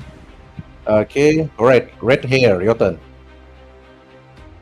I shall move here, that, and then get between them, and then okay, 2 attacks to him, and 1 attack to him. Alright, okay, roll to hit on this one. 2 hits first on this one. 1 and 2, and now for a high dive kick towards the front guy. 1. Okay. You should. I'm looking at your hits, so no bonus, nothing on the 2 and 4. You didn't reckon them up. No. Yeah. Oh, Okay, it's so your first that's superhero, extra it's okay. bonus. So if Alright, there's let me roll for bonus, then I'll dodge. add, Let me roll for parry to see if they can parry. The 8. I got a 6. Nope. That's number 2. I got 19. And the last one, I got a 7. Only 1 hit on this one. Damage. Okay, let me roll for toughness. Okay, and it's nope. It's unconscious. Okay. Okay, anything else? Just can I roll for insight? Is the danger closing in? Like is the danger diminishing? Like there's no more danger soon? Can I roll for that? Okay. You notice explosive on the pillar. Only 2 Mm, explosive. and I know what we'll do next round. Alright, I'm done. Okay, all right. Mulligan is out of the action. He's running away for cover.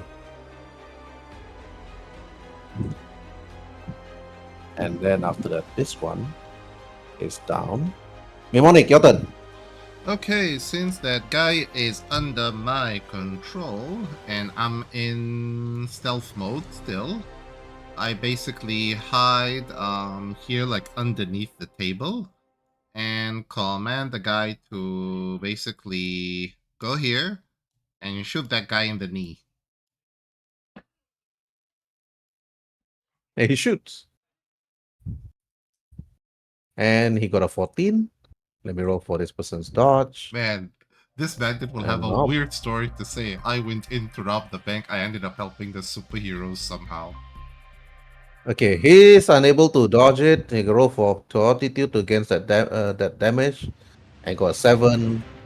And this one, the one that got shot, falls on his knees, bleeding and screaming in pain. And that's it. Mhm. Yamanari, you're not too sure what happened. To Yamanari, though, this person just shot his own friend, his own companion, and that's it. Can you anything else? Since basically like everybody's either unconscious or incapacitated, this guy will get on full prone, drop the weapon, put his hands like in arrest mode, and I basically mentally tell him that once the police arrive and arrest him, he will confess to everything. Past crimes, present crimes. He would name his partners, who hired them to do this. Too many actually. Too many. You have to be here. There's too many actions for a mind control. You need to be there very long in order for him to answer all those questions. I don't think you can. The only thing you could do is just let him surrender. That's it. And then you need to leave this situation right now, and then after that, quickly change back to your normal self. Since he basically like full prone and everything, I'll quietly retreat through the same exit and change out of my superhero costume into the normal one. All right. Okay, after you did that, round 4, it ended. Okay, Grandpa, you notice that one of the crooks started to kneel, put both hands behind his head, and then he said, "I surrender."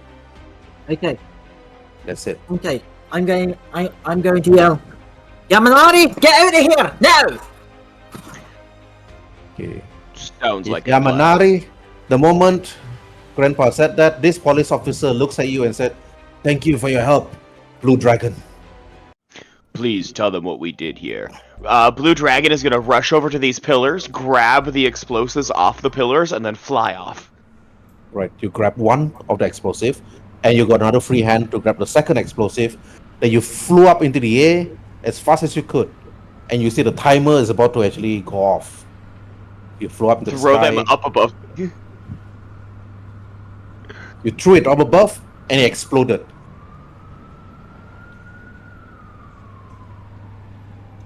That was It's a not- close one. It's not a strong explosive to actually rock you and throw you off balance while you're in the air, but you managed to save as many civilians as you could.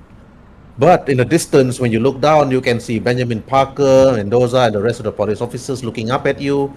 But they didn't say much of a word. They just looked all in surprise, and that's it. But you float there, your wings flapping. This guy should be look surprised the most. Everybody's either battered, beaten, or bruised, except him. He's like, "Why am I intact? Why nobody hit me? What's wrong?" Yep. That's when actually the police officers rush in after looking at Yamanari jumping up into the sky, and the crook in front of you, Grandpa, would have a look of shock and surprise. But Alright, Yamanari is no officers. longer there. I think we can take it from here. Sorry, you can take it from here. I just circle around like a right here good is little asking- boy and look Sorry, for that's- Teresa. I'm like, "Hey, Zaffi's asking if Red Hair can jump out before the police come in as well. Yeah. Alright, Red Hair also jump away before anything could happen. Pop. You leap as fast as you could, jumping from rooftop to rooftop, Red Hair. Like And a then- like a rabbit, like a hare. Yeah, like a Aha. rabbit. Jumping like 20 miles. 20 miles each jump. That's far. So you jump and jump and jump. And that's it. Grandpa with a look of surprise, looking at red hair. Who is that red hair? He didn't say a word, but jump away, jumping from rooftop to rooftop. But, of course, Yamanari, you saw red hair jumping in a different direction while you're still floating in the air, looking down at the aftermath of this battle. What you want to do, Yamanari? Still float, head back to the sewers. I'm gonna follow the red hair. All right. Okay, then it's going to be perception versus his stealth. And perception versus perception first.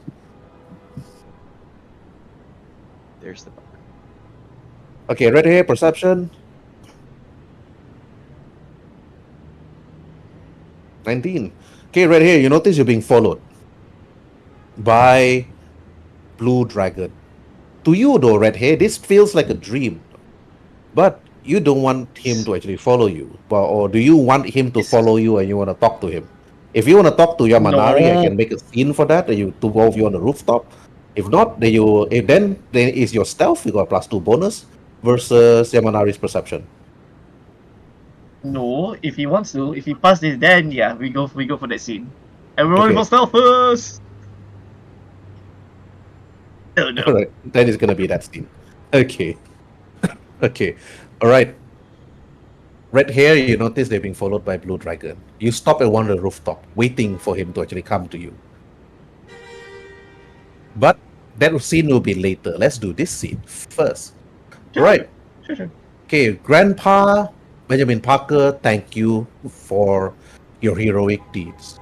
And then he actually asks you, Grandpa, are you working together with Blue Dragon? Can I ask, it matters if I am? I'm not going to confirm or deny, but what do you have against him? Nothing. But before Benjamin Parker could continue, you notice that John Kent is actually asking the survivors a number of questions themselves. And then after that, Mulligan actually comes in. Haha, look at that, officers. We managed to take them down easily. Myself and also Grandpa. Mr. Parker, if you could excuse me for a moment, I gotta have a word. Here, Benjamin Parker then walks over towards the students and asking them questions. Okay. I'm going to Mulligan, and a look of absolute rage, not born of any sort of hatred, but more worry than anything else. Walk over to Mulligan and go, what the shit were you thinking? You could have got killed out there! If not for the blue dragon, you could have died! And then you just run off at the first sight of him. What kind of hero do you think you are? Mulligan was quiet.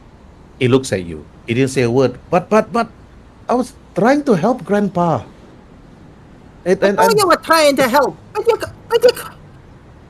you're only as fast as a person. You're only as durable as a person. No amount of martial arts training is going to stop you from getting shot in the head. I didn't want to have to do this so forcefully, okay? I love you, Mulligan. I respect who you are as a golfer and as a friend. But I'm sorry. I'm not letting you be my sidekick or a superhero anytime soon, okay? Mulligan? But then he said, but.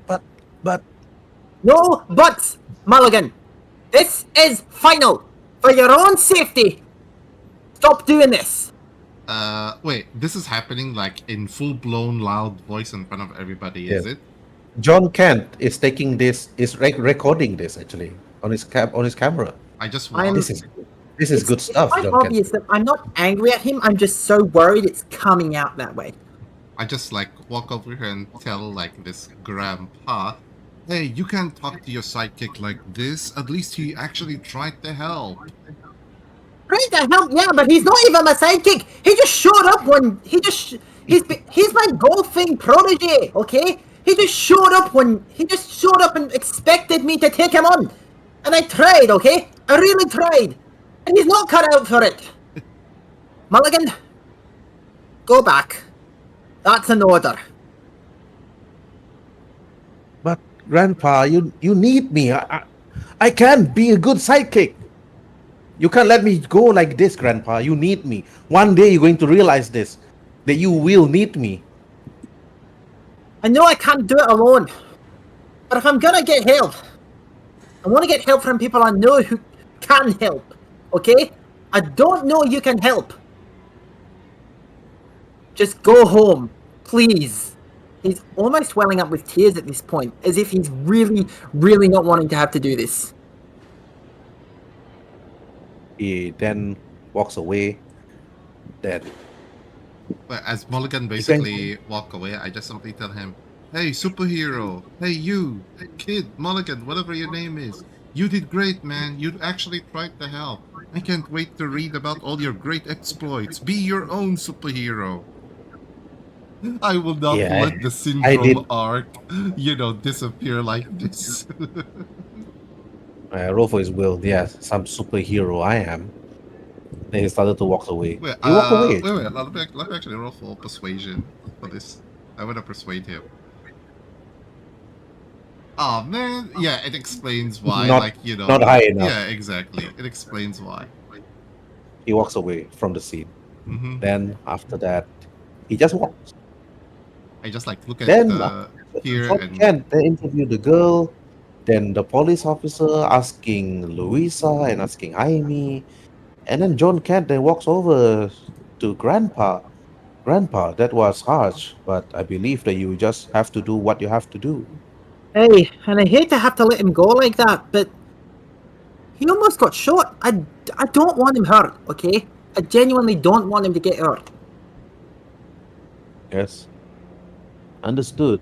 But besides, Grandpa, gonna have an interview with you regards to actually what happened.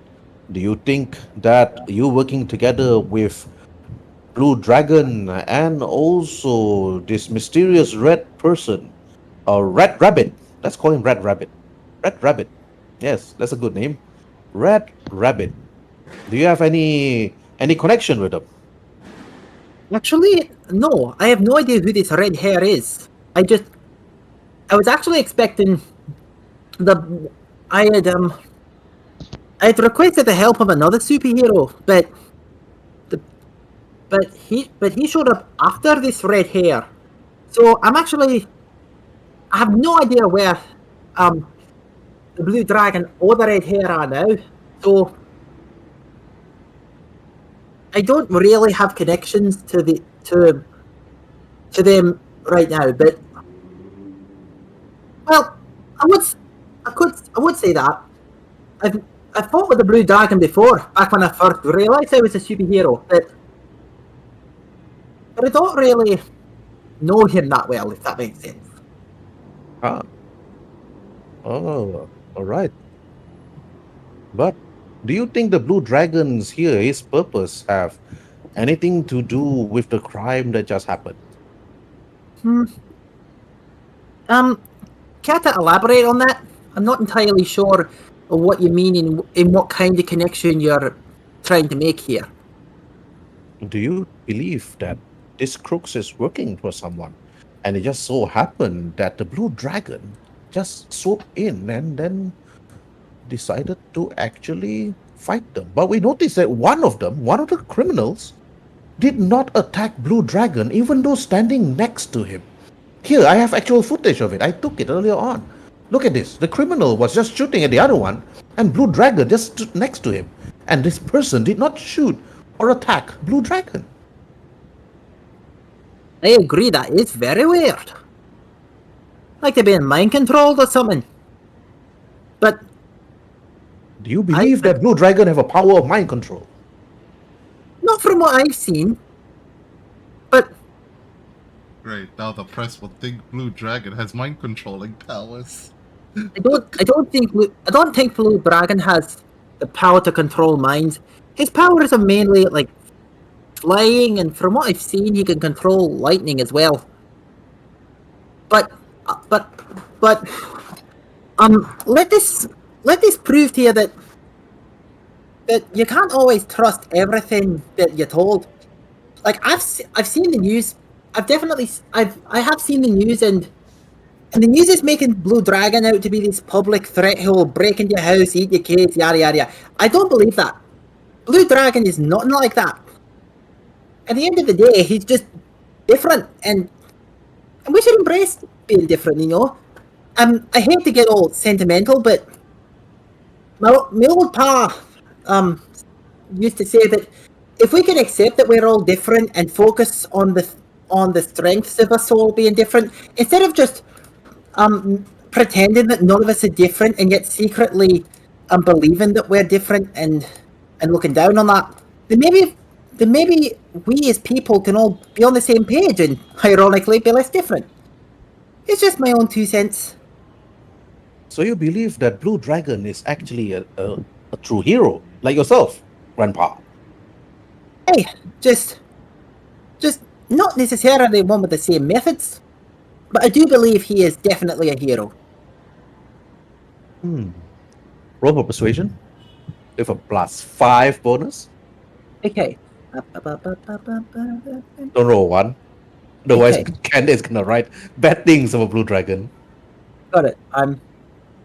Basically, Okay. he's gonna say like, "Blue Dragon, is he mind controlling people now?" Okay, if I roll a 1, you owe me $200. I'm joking, of course. But actually, never mind. I rolled it. Okay, I got a 15 plus my 4, plus the +5 bonus, which is a total of 24. John Kent recorded everything on this tape. Interesting. Blue Dragon, you believe, is a hero. A hero that I believe the citizens of Miracle City need. Hey, and frankly, with all the crime going up in Miracle City, we need heroes more than ever. We just need people who are, I guess, brave and powerful enough to step up to that mantle. I agree with you, Grandpa. You can't be the only hero trying to protect Miracle City from all the dangers and crime that have been Hey, currently it can't be happening. everywhere. Yes, that's correct. Besides, if I heard correctly, it's like, Grandpa, then I believe that maybe I should write this up in the article. It'll be out in the newspaper tomorrow, I believe. And besides, Planet Bugle actually need a new story to actually write. And not every day we write stories about Blue Dragon menace to the city. Well, I can't compete with J. Jonah himself, but he's trying to actually make his own point. But maybe we should call this Blue Dragon something else. Sadly, the dragon is not a man. Otherwise, I'll be writing like Superman arriving at Miracle City. Or maybe we should call him Super Dragon instead. SD for short. You know, I'm not really a creative sort of person. I'm more of an analytical type. But I don't doubt for a second that you are a master of creative writing. Comes with being a journalist, I guess. So, if you ever think of a creative name for this Blue Dragon, you could even call him the Blue Dragon if you want. Just as long as he's portrayed in a positive light that I believe he should be. And Blue the name Dragon. even matter? Enough. Yes, You correct. do know what the Blue Dragon calls himself. But then again, the Blue Dragon does have something he calls himself. John Kendall looked surprised at first, Grandpa, when you said that. So does he have a real name then? What does he call himself? Everybody around the city been calling him Blue Dragon because of his skin. Yeah, I called him Blue Dragon once, and he said that he would prefer if he was called Yamanari. Yamanari. I don't know Japanese really well. Does it mean anything? I'm not entirely sure. I don't speak Japanese either, just English. Do you think, Grandpa, that I could have an exclusive interview with this Yamanari? At least this way, people will know that he's not a menace. Well, I know he prefers to remain secret, but given his current reputation, but I'll see if I can arrange anything between you. They started to whisper, "Is my number? Because Benjamin Parker is here. And if you could get me an interview with Yamanari, that'll be good." Okay. No problem. I'll call you. Alright, that's good. I'll interview the survivors and get their story. Alright. Well, As John Kent walks away, you saw that Benjamin Parker is interviewing the university students. And then Benjamin Parker was asking Louisa and Jaime, and then you heard the conversation. So your students were just here on what? It just so happened? And then Louisa then said, we actually want to open a bank account. And Jaime then continued, yeah, we're just going to open a university bank account that is needed because it's part of the scholarship that we actually needed to have. And then when Benjamin Parker then continued and said, well, since that the bank is actually doggone and there's going to be investigation going on, maybe I could suggest that you be heading towards the Miracle Central City Bank itself. At least that way, it's much safer. Then after that, then Louisa said, yep, maybe we should. And then after that, Benjamin Parker then speaks out. I noticed that the one of the criminals doesn't remember what he was doing. And right now, he turns to the many criminals. You notice that the crooks is actually spitting at the man that got mind control earlier by Mnemonic. And then, but they're actually talking to one another. I can't believe you turned on us, man. Yeah, you just shot my kneecap, bro. It's like, once we go straight to jail, you better watch your back, man. That's what they said to the man. And the person that got mind control, I didn't know what happened. I don't know, honestly. Guys, I heard voices in my head telling me to shoot you. And I did.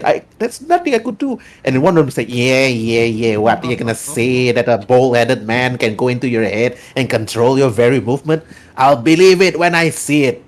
Villains are not born, they are created, and I just created a villain for these guys to hate. They will hate him. Actually, these guys, if they know that you are the one that mind controlled them, they will hate you. These villains will sign up with the next villain HQ and wear different costumes just to fight Mnemonic, something like that. So that's about it. Like Hydra, like Hydra officers where they wear the Hydra costume, they just get beaten up every single day and so on. So that's about it. Exactly. Basically, you hate heroes, you want to kill them. Join Hydra today. Yes, something like that. Which is why, I was like, I'm gonna stealthily do this, control this guy. He's my puppet now. I mean, I can only do it because I have no AOE on the power. Once I upgrade my power to AOE plus selective, I can control all the bad guys and say, you sit right here and you surrender, and that's it. Okay, Benjamin Parker then continued his questions though, asking you, Jason. Jason, you were not with them to tackle the crooks early on.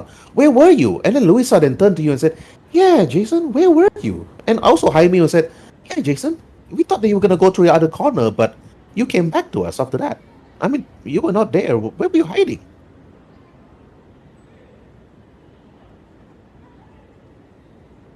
They asked you a question, Jason. Yeah. Sorry, I was just typing something.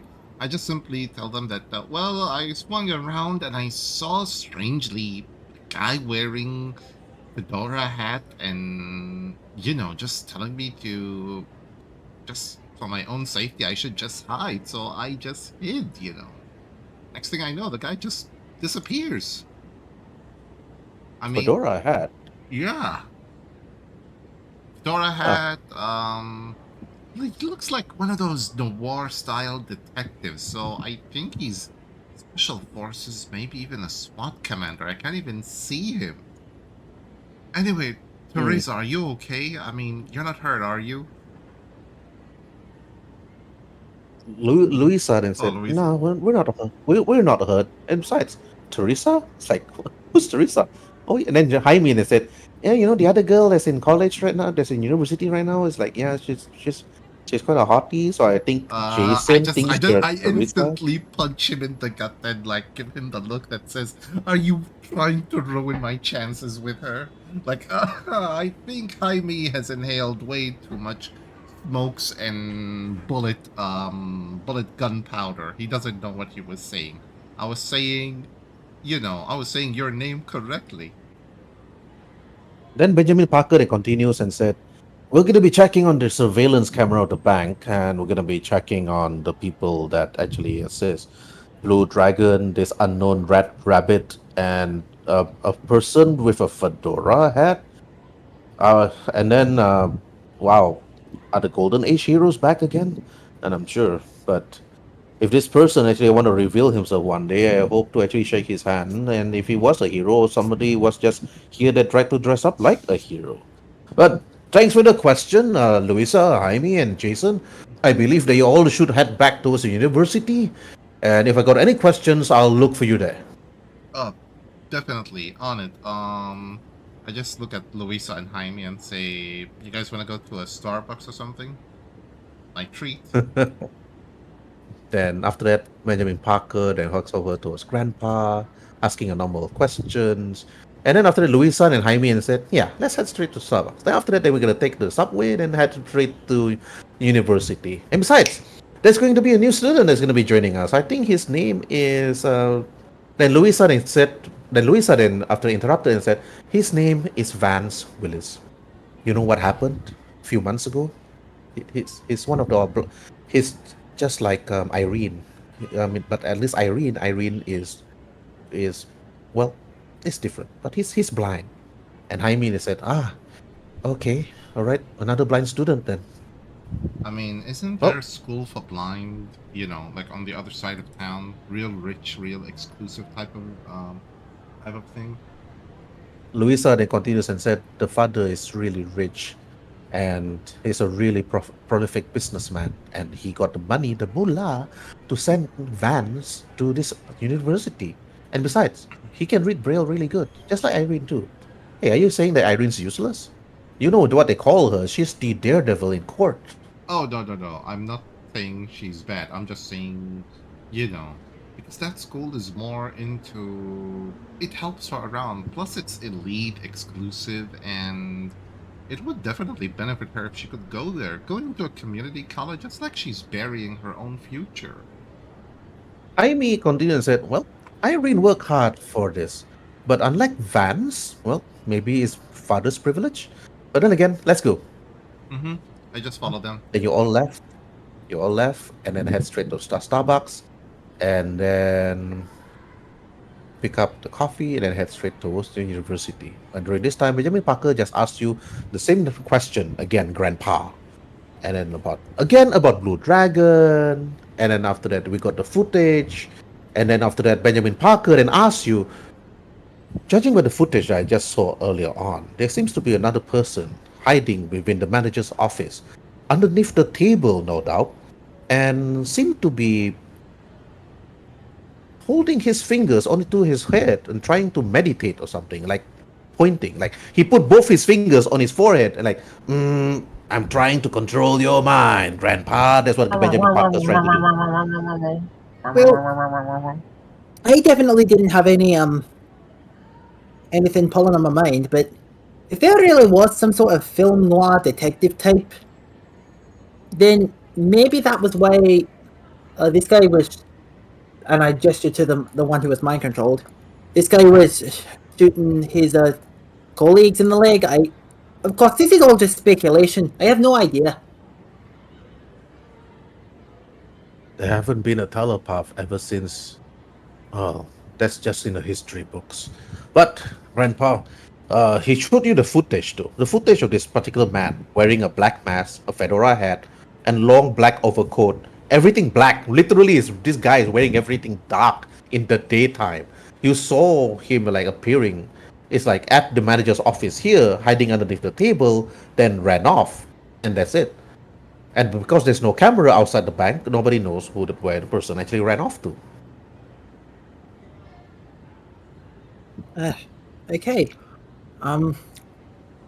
You know, the most dangerous part is when Mnemonic have the AOE, and then he's going to be like the Shadow. If you guys watch the Shadow movie, he's going to go hide in the shadow and then use his mind and said, "You will forget about the Mnemonic," and then you will ask a different question.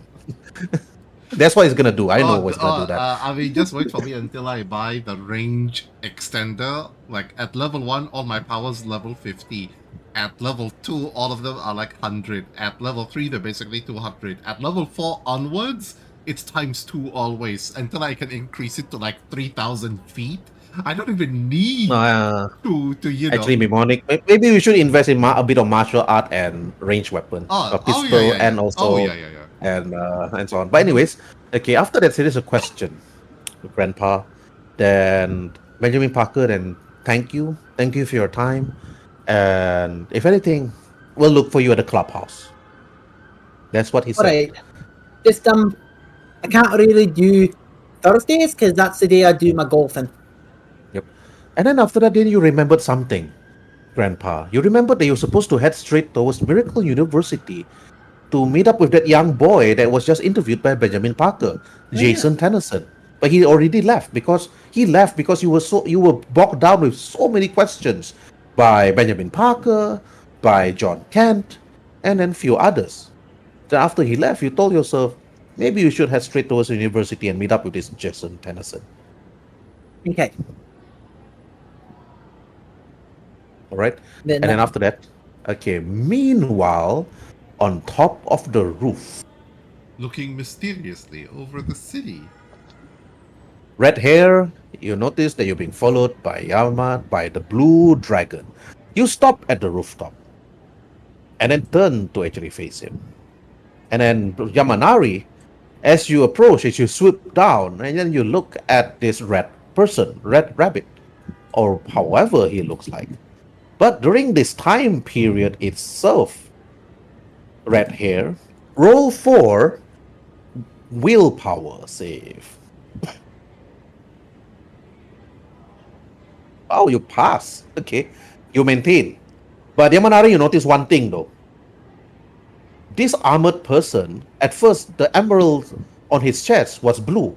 And then it started to glow red. And then it started to blink. Toot, toot, toot, toot. But you can hear it actually. Yeah, but Red Hair, in your dream, you can hear the sound. Toot, toot, toot, toot, toot, toot, toot, toot. What a weird dream. All right. 3 minutes. So you're not too sure though how long it will take because this is your first time. All right, okay, Red Hair, you start the role play. Yamanari landed on the roof. Okay. Since he's much more reserved in a way, so he's just gonna say a very straightforward. Are you evil? Very straightforward. Or are you good? That's all. Let me take my He said, popcorn. are you evil? Let me take my popcorn while listening, please. I Are try you not evil? to see the world as black and white as that. But I do believe we are on the same side. I don't think so. I don't know you. Neither do I need to know you at all. Well, there's many benefits to teaming up with others. And Yamanari will reach into his pocket, pull out a card, and hold it up for you. This is my number. If you ever need help, you can call me. Okay, You followed him just to I- give him your number. The dedication. The dedication. Stalker alert! Stalker alert! Exactly. Stalker alert! Stalker. I mean, I think- ladies and gentlemen, if this was real, I think Red Hair should be laughing, saying, "So you followed me across the city just so you can give me phone number, dude, and then asking me out first." Bro, Red Hair isn't Red Spartan. This is a different superhero. He's Oh, not okay. Red Spartan. Anyways, back to the roleplay. He just takes the card and absorbs it into his gauntlet. He then replies, "What is your name? People call you Blue Dragon. But you have a name, right?" I am Yamanari. Yamanari. Well, call me Red Hair. I just want to be free. Free to roam this world as I see fit. And probably save a few. Well, it was a pleasure watching you take down those gods. Or those, thugs at the bank. They were hurting people. No one should die because of other people's greed. I'll have to go. Yes, it seems your, suit is flashing. Good luck. I just smile under. I think still in there, I just smile like in glee. It's like, ooh, I get to meet the blue dragon. I mean, even if you smile, Yamanari can't see you smile, but like, oh, it's Blue Dragon! You're like a fanboy inside. Yes. Yes, he doesn't know this is a dream. So if this is a dream, he's like, he can be all cringy as he wants. Like, yes. You put your He just fist up. jumps away after Shua! that. Yes! I talked to I talked to Blue Dragon! Finally! I talked to the quote-unquote menace, the blue dragon. Wah! And then you jump off the roof, and then shua! And that's it. Yes. Then you had. But after that, it's still daytime though. Yamanari. People have been pointing at you the moment you actually chase after this red person. Actually, the people below the streets been pointing not only at you, but also pointing at this red hair. They're jumping from roof to roof. You can hear people again when you look down, and people like taking photos of you and it's clicking, clicking, click, click, click, click, click, click. It's a Blue jumping Dragon is rabbit. like, Blue Dragon is like it's out in the daytime, and many Is he a more. rabbit? Okay, Like Manari, Blue do you Dragon. still want to fly around in the afternoon, or you're gonna head back towards the sewers? I'm gonna head back towards the sewers as soon as possible. I do not need to draw any more attention. The cops are already looking for me. I need to get the heck out of here. Plus, the whole Yes. mind controlling thing, it might also be blamed on you. No, no, because John can get a right differently though. So because of Grandpa's persuasion, Hmm. so because Oh until yeah, John yeah, can yeah, get yeah, that yeah, yeah. interview, Yamanari, and so on. All right, now fast forward days later. You read the newspaper though, Yamanari.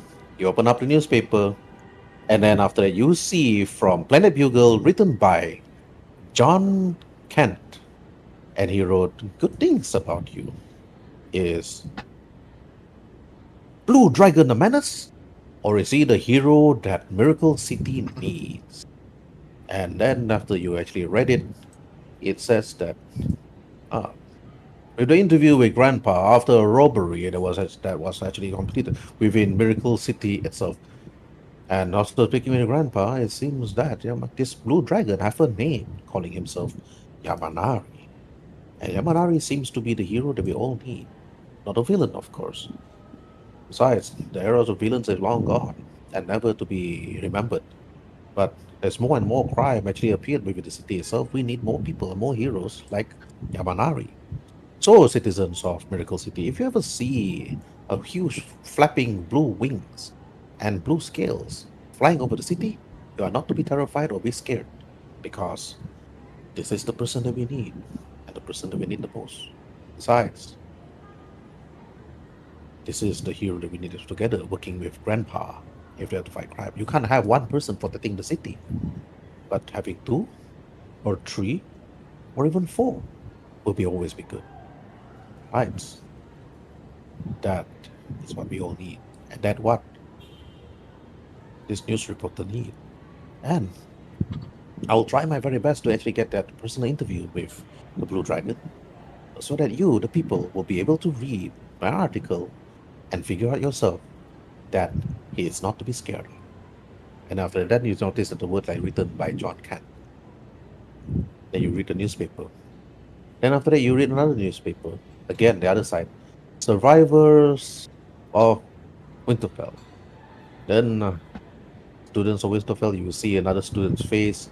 Vance Willis back to school after months of hiatus.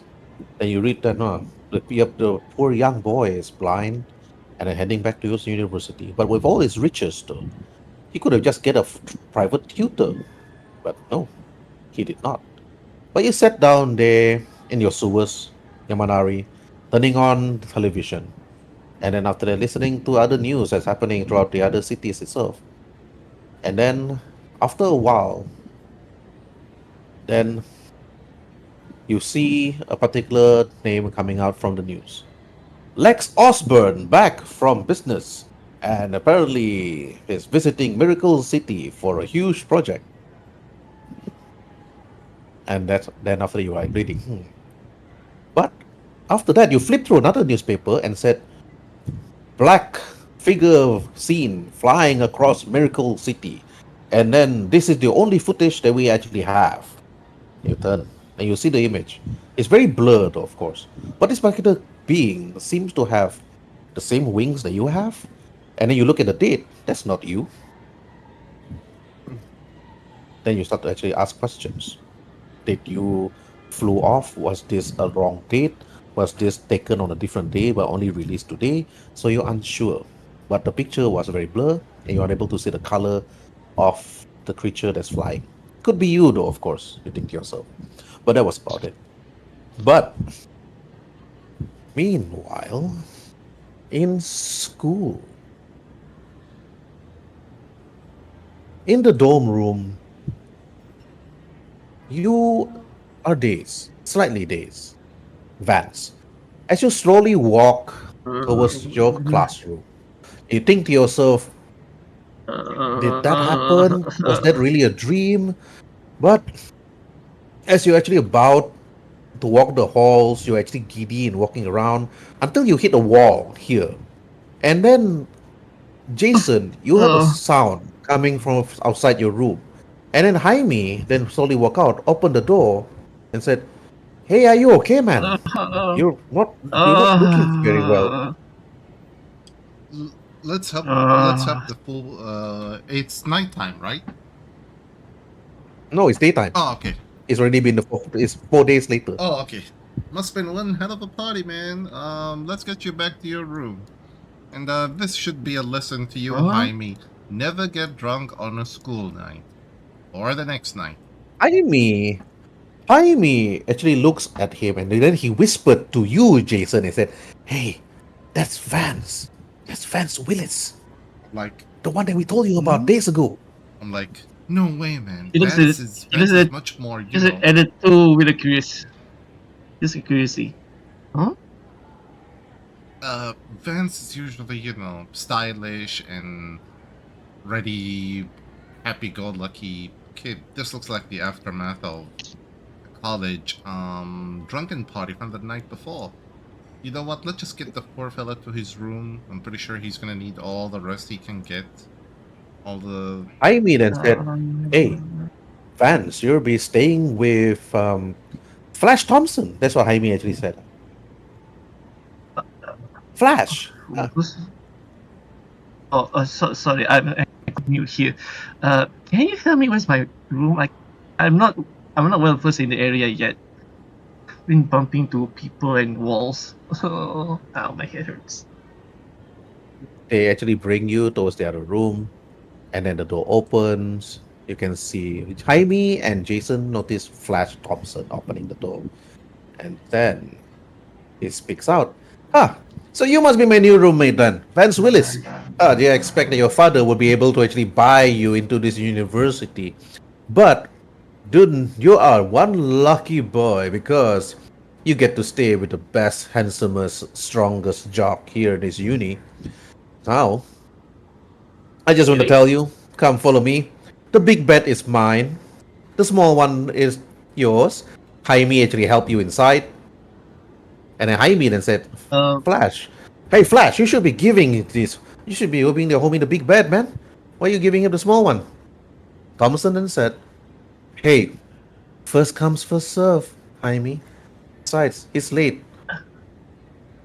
But before that, Flash, can I touch your face?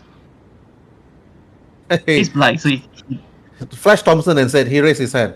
"Hey man, I know you can't see me, but touching my face? No. Sorry, I do not swing that way." Flash. Oh really? I thought you do swing. After all, you are a jock. Are jocks supposed to be, I don't know, full of themselves in the showers? He's trying And to then make you a joke. smile. A very You bad smile at joke. him though with your white pupil eyes. You're like trying to look at him blindly. Then roll for your persuasion. He's just making a bad joke. I just go like It's I fine. just go like this. Oh, oh shit. And then Flash Thompson. All right, sure. I'll let you touch my face so that you can feel how good looking I am. Then he walks over to you. See, And then so Jaime you're roll not his that eyes like, hard. oh my god. Strong jaws. Nice skin. You are quite a jock. Let me guess, your muscles is quite toned, but your brain needs more work. Am I right? Okay. Then he like look, yeah. Besides, all right, enough of that. Hey, better pack your stuff and put it into that small little room over there. Jason, Jaime, chop chop, faster. Send him there. Flash. It's an equal, sharing small apartment. So learn how to be good. Can I persuade him? can persuade him to do the job reverse psychology wise. To do the Let me roll job. for persuasion. All right. Yes, carrying the thing. Let me roll for it. I'm just gonna say, I thought jocks were supposed to be strongest. Guess you're not strong then. I'll do it myself with Jaime. After all, we are weak, and you're the weakest. Wait, I basically see like reverse psychology. I basically go, no, we can understand if Flash is, weak and has no muscles and he has to take steroids just to prove how strong he is. I say basically the moment like I keep uttering steroids, that he needs steroids to prove that he's strong. I mean, we can understand. Don't worry, Flash, we won't tell anybody that you're taking steroids secretly because you're trying to compensate on how weak you are. Otherwise, you would have proved us all wrong and... You forgot one thing. He's taking advantage of a blind boy, bringing his stuff to a small room. Exactly. And then Flash Thompson look at the three of you. All right. And the three of you been gangbanging me. Okay, fine. All right. Then he pack his bags and bring it to the small room. You win, fans. Happy? I just simply like in Thank you. in a friendly tone. I just tell Flash Thompson, one day, years from now, you will be remembering this moment and you're gonna laugh at it. Okay. Until then, just watch over your studies and the blind fella.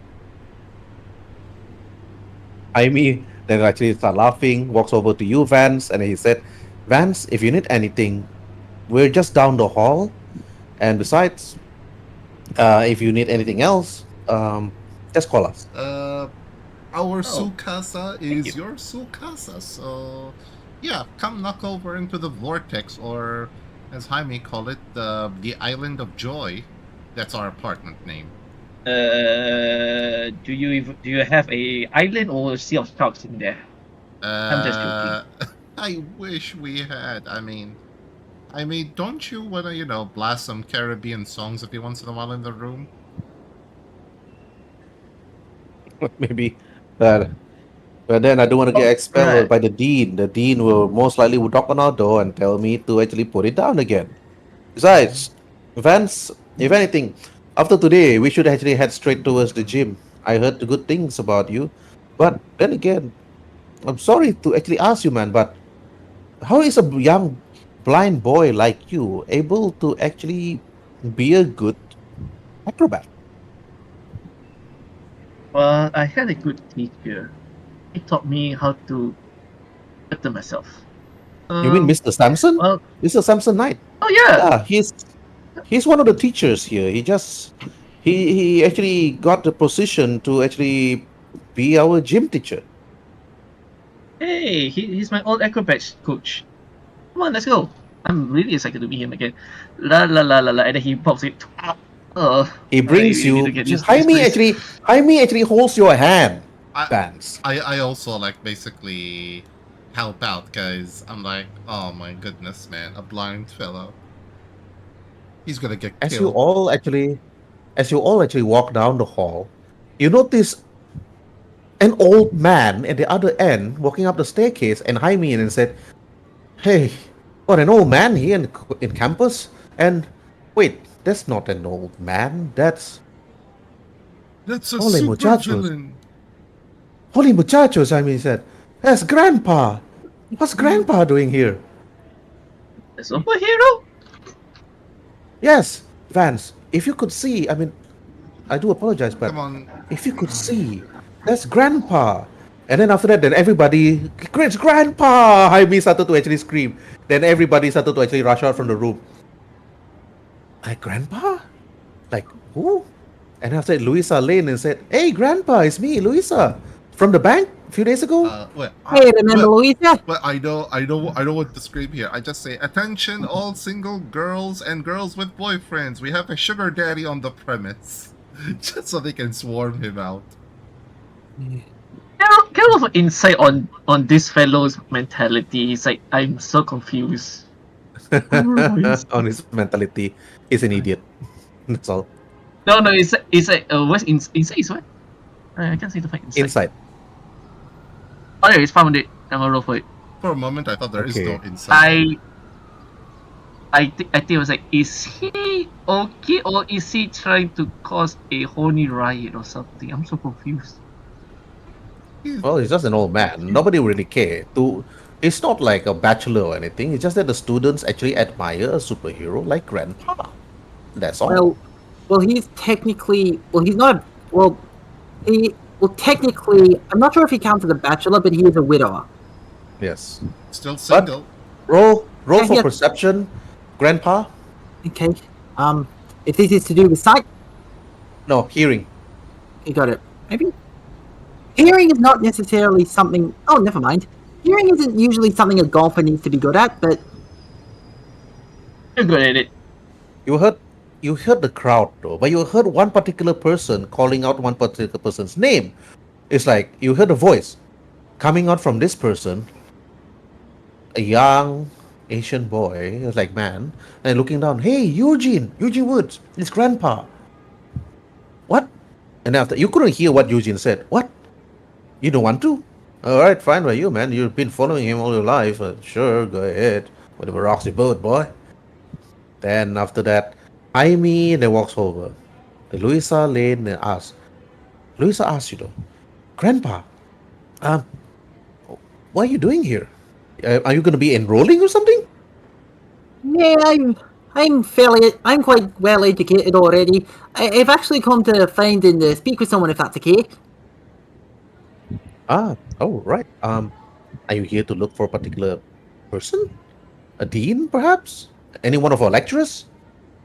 Actually, one of the students. I want to talk with him about something. One of the students? Which one? Me? No, never got his name, but was at the bank a couple of days ago, back when I was there. Red hair, sort of like, And then Jaime runs over to you. That's me. Wait, then he looks at his hair. My hair's not red. Wait, you're here for Jason? What have he done? The only thing he did was run away and hide. well, I can definitely, well, never judge someone on first appearances. That's all I'll say. So you said his name was Jason? Yeah, Jason Tennyson from Smallville. Well, what do you want with a farm boy? Well, first off, well, actually, I don't really want to say, but I will say this: don't judge a person just based on their background. The moment you said that, though, you turned to look at someone standing next to Jason. You know this young boy. His name is Vance Willis, one of the survivors of Winterfell, of the blast that killed a lot of scientists For a and the moment, lead professor. For a moment, I actually thought you said one of the survivors of Winterfell. I was like, what? Well, okay, Zaf, you're a survivor? What again? Forgot. Winterfall. Oh, Winterfall. Yes, Same thing. yes. Winterfell. No, it's just a past tense. Okay. Yeah, All right. exactly. It's a past present tense. Okay. All right. All right. Winterfell then sounds much better. All right. A survivor Okay. of Winterfell, where a number of scientists and professors actually perished and died, and this boy was in the front of it. He was right in the middle of the explosion. Nanomachines actually destroyed the whole building, and he was just lucky to be alive. The whole building actually completely fell on almost everyone. But in the news, many of the rubbles and the rocks that fell on the students did not fall directly on them. Only a few bits and pieces. They only just survived due to the blast, and that's it. And Vance Willis was one of the students that fell unconscious, and he was burned, but he survived. And Vance Willis' father is one of the most renowned scientists like in the world, working with other heroes of old or previously before. And then he was just too busy. But Vance is now here in this university. That would mean either the father, you think to yourself, maybe pull some strings, or Vance is one of the most brightest students you heard of in the news even. That's what you noticed though, Grandpa. You saw Vance standing next, not far from Jason. You can actually approach Vance and ask him, like, how he's actually able to be in this school. That's it. Yeah. I'm gonna ask. Did you say his name was Heidi? Jaime, Jaime. I me with an M, not with a D. Jaime. Okay. Yeah, with a G, with a J. Okay. So I'll ask Jaime. Is that Vance Willis?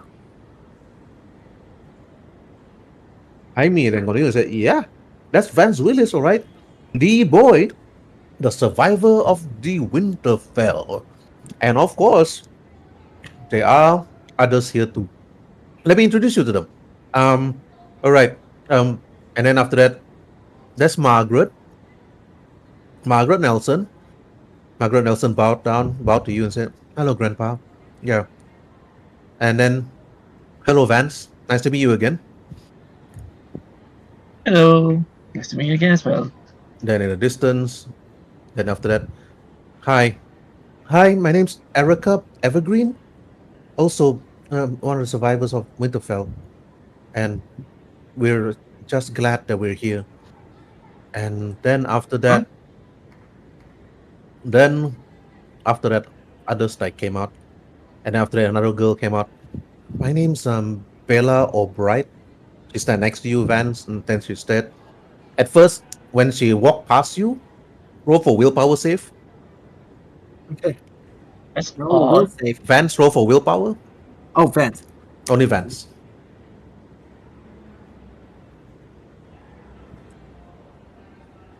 Okay. 23 ought to do it.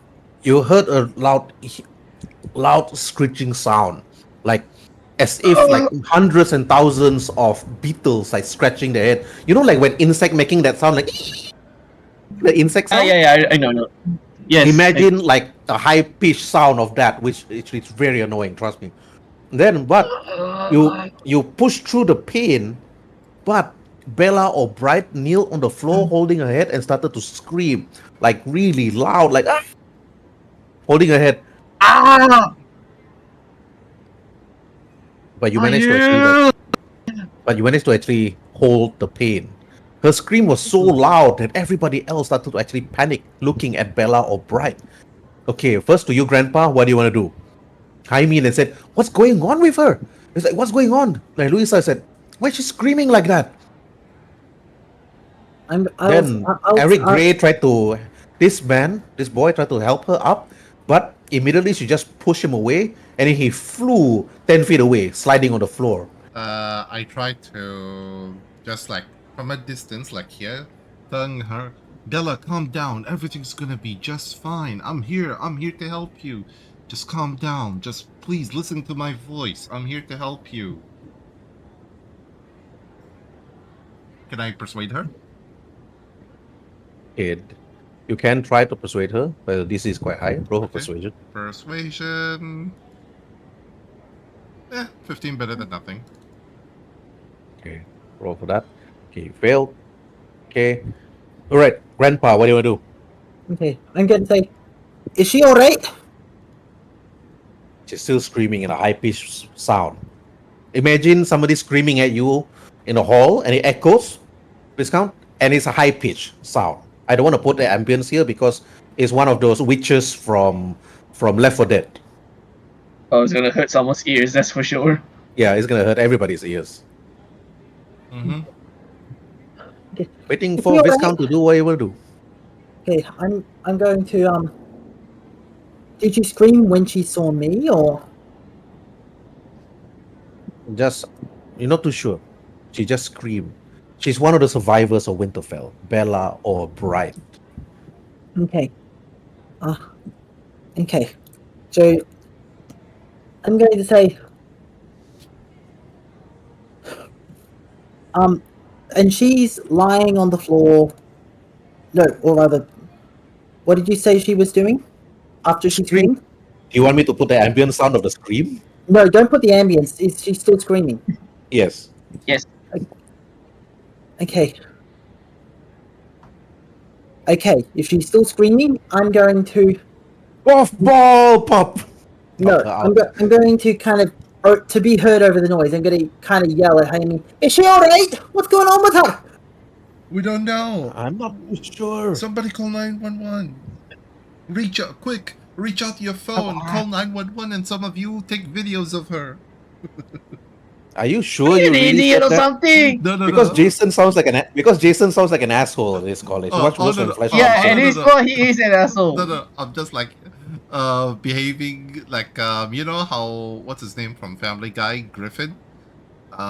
Peter Griffin, like, Oh, you okay. know, yeah, like stating the obvious. Some will, yes, call for 911, while others, they'll just try and make a video of her. So he's just stating the obvious. No, here's my question. Jason is what? Is he an asshole or not an asshole at Oh, this no. point? Well, our question right now to you, my Uh-huh. question to you right now is: Are you are you the good boy from Smallville, or are you the mischievous one that just want to see the world burn at this very moment? No. Good boy from Smallville, which is why I tried to Yeah. And you have to actually, then you have to yeah, role play accordingly. yeah.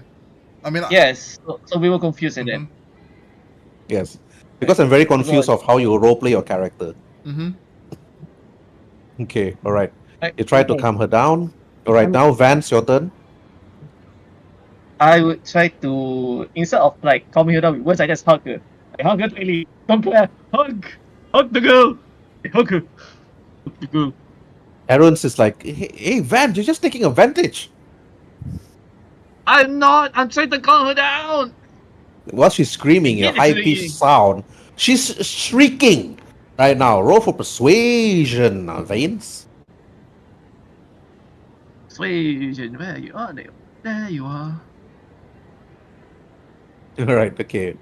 Not so high. Okay, Grandpa, what do you want to do? If you fail, also, then the NPCs will help. okay, I'm going to.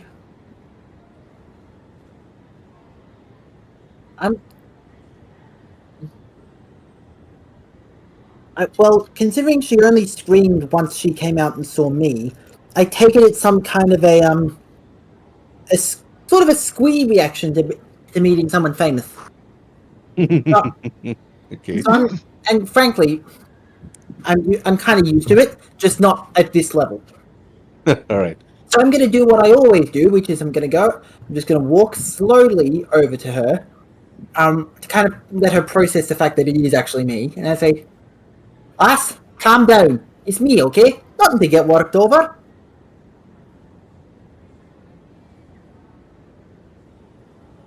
Roll for persuasion. Okay, rolling for persuasion.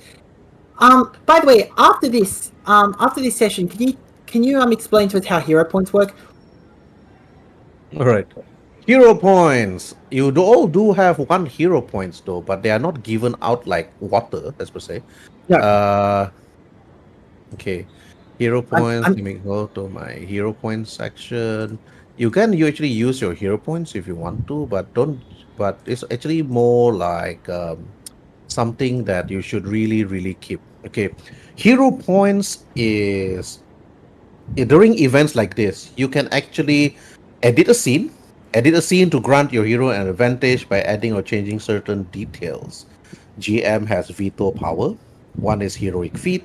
Gain the benefit of 1 rank of an advantage you don't already have until the end of your next turn. Must meet all prerequisites, cannot gain fortune advantage. Okay, this is just like your normal advantage, just re-rolling your dice. Okay, next one is improve roll. Reroll any die roll and take the better of the 2 rolls. This is just 2d20s. That's it. Okay. Inspiration. You get a sudden inspiration in the form of a hint, clue. This is like, I will tell you that, okay, what if you're really stuck in one situation, I will tell you this is what you should do. Meaning that I give you the biggest hint ever how you can proceed with the adventure, what you need to do. Okay. And then after that, instant counter can attempt to counter an effect used against you. Okay, this one is power versus power. Recover, allow you to immediately without taking an action, remove a dazed, fatigue, or stunned condition, or convert an exhausted condition into a fatigue condition. So these are hero points. Okay, let me give all of this information to all of you guys, so you guys can actually take a look at it like anytime you want. It's in the folder known as GM Player Notes Handout. So I will give you all access to this. So at least you guys got questions, so you guys can jump into the game. Okay, At least during thank your you. time, you can take a look at it. Okay, I'm going to So I'm going to roll persuasion to kind of calm her down, because it looks like she's screaming, because she came out she saw me, she screamed. My first guess, because I'm used to this, is that she's kind of fangirling over me as a superhero. So I'm gonna walk up, kind of to let her in a way that reassures her, and say, "Yep, okay, lass, it's me. Nothing to get worked up over. I'm just a guy." Let's see if She's this still works. she's still screaming, but then roll for your persuasion. That's a natural 20. Nice. Right. Okay. Then she got up, and then she looks at you, and then she smiled. Then she offered her hand. Hi, my name's Bella O'Brien. Nice to meet you, Bella. Okay, Vance, you're surprised to see that she got up. Then she smiled at Grandpa. And then after that, Yeah, Bella bye O'Brien bye. and said, It's feeling. and then Terrence Gale and said, Are you okay, Bella? I'm alright. Terrence, that's what she said. And Bella O'Brien said, I am the I'm one of the school's president here, looking after the welfare of the fellow faculties and also students. I do apologize for what actually happened. It's not really a problem. I couldn't help but over here. They told me you were a survivor of Winterfell. She looks at you and says, Yes, I am a survivor of Winterfell. I've heard a lot about Winterfell, but I never actually knew what it was supposed to be. Could you go in a bit more detail about it? I I I don't remember. I only remembered waking up in the hospital, and that was it. I don't remember. I then you notice her facial expression change, and then she keep on saying, "I don't remember. I don't remember." Terrence then grabbed her off and said, "I'm sorry about this, Grandpa. She cannot remember what happened, but the only person that remembered things fully before he lost his sight is Vance." Okay. So, okay. If she starts screaming again, let me know. Okay. Yes. I'm not kind of making fun of anyone. I'm just genuinely nervous. And kind of cautious for her safety. So I'm Then gonna go up. So I'm going to go Terrence up then to. asks you, "What are you doing here, Grandpa? Is there going to be danger? Is the campus going to be attacked?" No, there's no danger. I've just come to talk to someone. Then after that, one person that comes in, he is with Blue Dragon. One boy with a cap over his head, covering his whole hair. And then after that, Terrence then speaks out, Derek. Then after that, then the boy said, "My name's Derek James, sir. It's Are you here to bring in Blue Dragon to jump in and attack the campus?" No. I'm not here to do anything like that. I'm not here on any superhero business. I just come to, I guess, talk to someone. And well, we're here now. Who do you want to talk to? Um, That's what Derek said.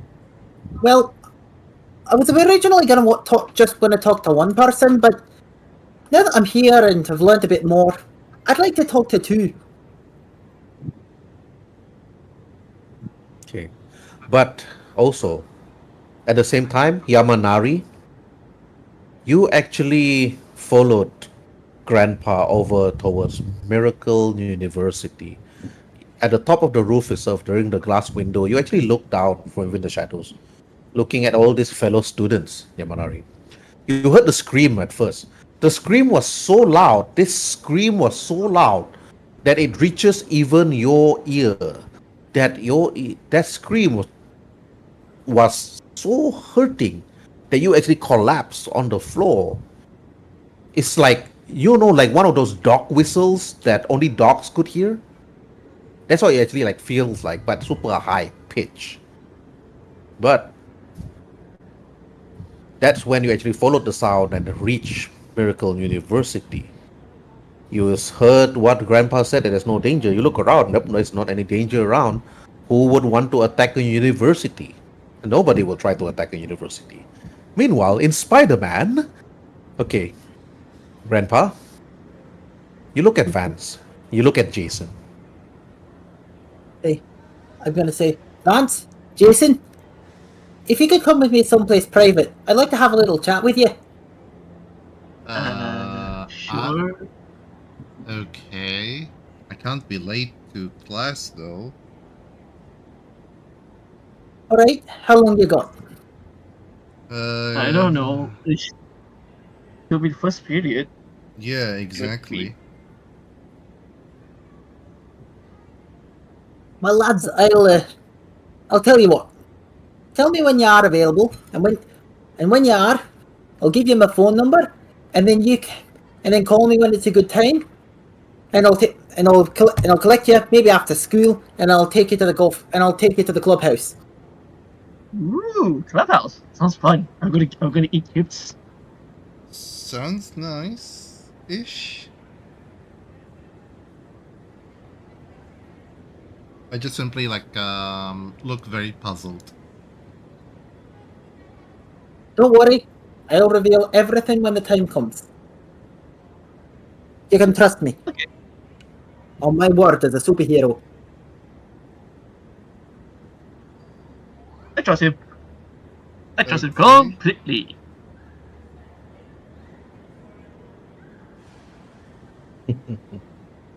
All right. Okay. You trust him, and then that's it. I trust him. That's Yes. it. You didn't say anything else. Yeah, because this is the first meet, so he's not too sure how to interact with a celebrity. All right. An- Okay. Anyways, yes, I'm going to give him, and I'm going to just kind of because at the time I don't know that Vance is blind, Mhm. but I'll write down the phone numbers. I'll write down my phone number twice, hand one of them each to Jason and Vance, and then I'll say, after school, call me and I'll come and pick you up. Okay? okay. All right then. Well, I'm going to go back to the clubhouse now. See you, everyone. Right. Alright. And Well, Jason and Vance went to their dorm, and then later on to their classroom. Grandpa, that you took the car. Eugene didn't come out from his room, of course. before I go, I'm going to just turn and say, oh, by the way, Amy, I heard Eugene Woods is here. Why is he not coming out? He said he's sick, and he said that he doesn't want to see you. That's all. Well, if the lad's ill, probably a good idea if he keeps to himself for a while. All right then, bye. Then Jaime and Luisa and the others actually waved goodbye to you. Then you took the car, and then actually drove off towards the clubhouse. Okay, Uh-huh. going to the clubhouse then. All right. Then you went to the clubhouse. When you arrived to the clubhouse, everybody actually greeted you. Everybody actually gave you the most utmost welcome ever. At first, you stopped some criminals at the normal shop, and then days later, you're gonna stop some bank robbers. Even they actually let you sit in one of the most prestigious place ever. But that place has always been your prestigious place ever. So there's not much difference though. But it's just that the people have been asking you, like, so Grandpa, what we can do for you? So Grandpa, so tell us about your exploit. Hey Grandpa, tell us what happened. Hey Grandpa, I heard that you're friends with Blue Dragon. Of all people, does he really eat children? And all these questions they actually asked you. So many people asking you questions. Until you played golf. Even when you played golf, the caddies actually asked you questions. Hey, it's like, what happened? And then the number one question came out. Hey Grandpa, what happened to Mulligan? What happened to Eugene Woods? That's it. Well, and I kind of turned not necessarily angry, but kind of sorrowful when Mulligan is mentioned. I said, "Well, look, Mulligan was doing his best, all right. He really wanted to enter the superhero scene, and he practiced martial arts, so I was fairly certain he knew what he was doing. But he almost got shot, and at the first sight of a superhero, he just ran away. I don't think so. For his own safety, I had to let him go. I'm not sure he has what it takes. Pity. Pity. They all like look. That young boy actually look up to you really I well. know, which is why I really didn't want to let him go like this. Yes, that's the thing. But enjoy your trip. Enjoy everything, and we'll be here. If you need anything from us, just call us. And then Alright? after that, you I'll played call. golf from morning until the evening. But Yamanari, you don't follow Grandpa to the golf club.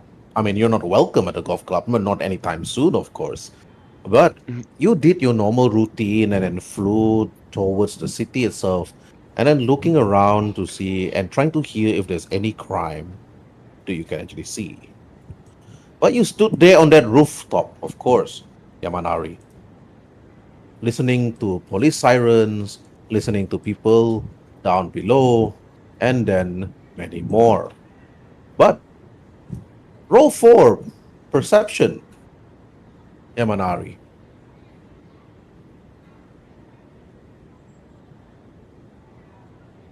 Oh boy. And then after that, Yamanari, you look around, you don't hear anything. But as you turned, you got surprised and you got hit. When you turn, though, you only see like a dark shadow actually hitting you squarely in the face. Unable to actually like parry this in time, you roll for toughness immediately. Okay.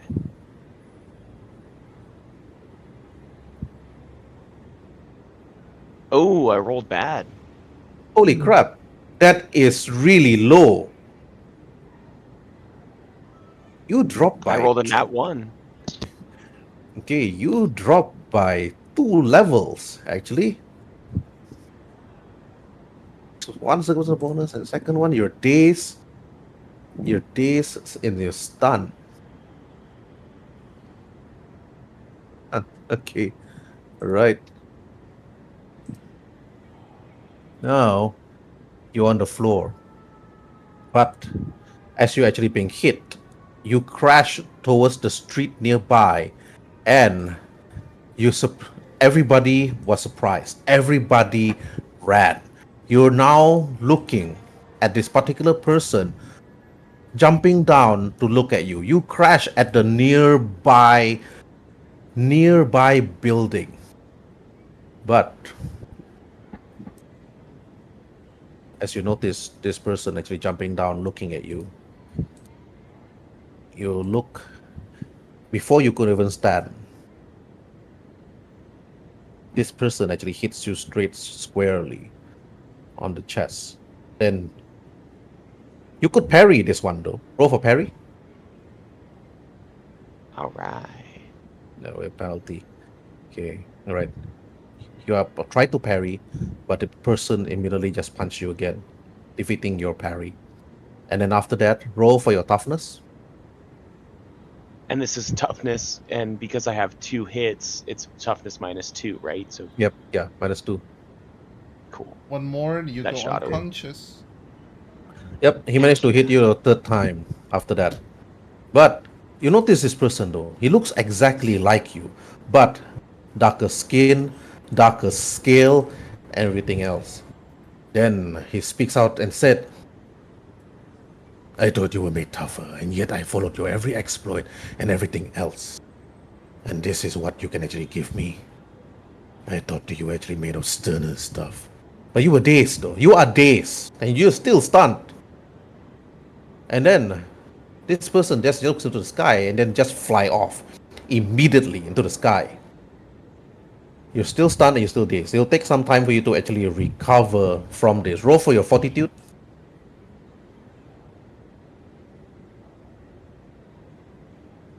Okay, 15. all right. You just remove one condition, which is the stunned. But you look up, You're surprised to actually see somebody that that doesn't look exactly like you, but this one looks more dangerous. Looks like somebody that could actually kill innocent people. Then you think to yourself, who is that person? Darker scales, even. But this person didn't say who he was. But you're down there, completely dazed as you look. The crowd of people, the citizens that was here in this market actually ran away. Many of them actually called the police. You're there within all that trash. You can hear the police siren actually coming in and coming closer and closer. But you saw one young boy actually ran towards you, lifted you up, and said, "Blue Dragon, you have to escape. The sewers, now." Then this young girl actually pointed to the sewers next to you. Yeah, I'll reach out and try to pull up the man cover and try to get down. Okay, you pull up the man cover. Then after you went down, you fell straight into the sewer water. You never received a hit that strong before, but then you hear the police chatter in the distance. Then after that, you hear radio comms. "Sir, we got sightings of Blue Dragon. Sending the unit now to the sewers below." And after you hear a man's voice, like extra screaming orders. "You, all of you, soldiers, down the sewers now. If Blue Dragon is here, then I believe that he have done something to him."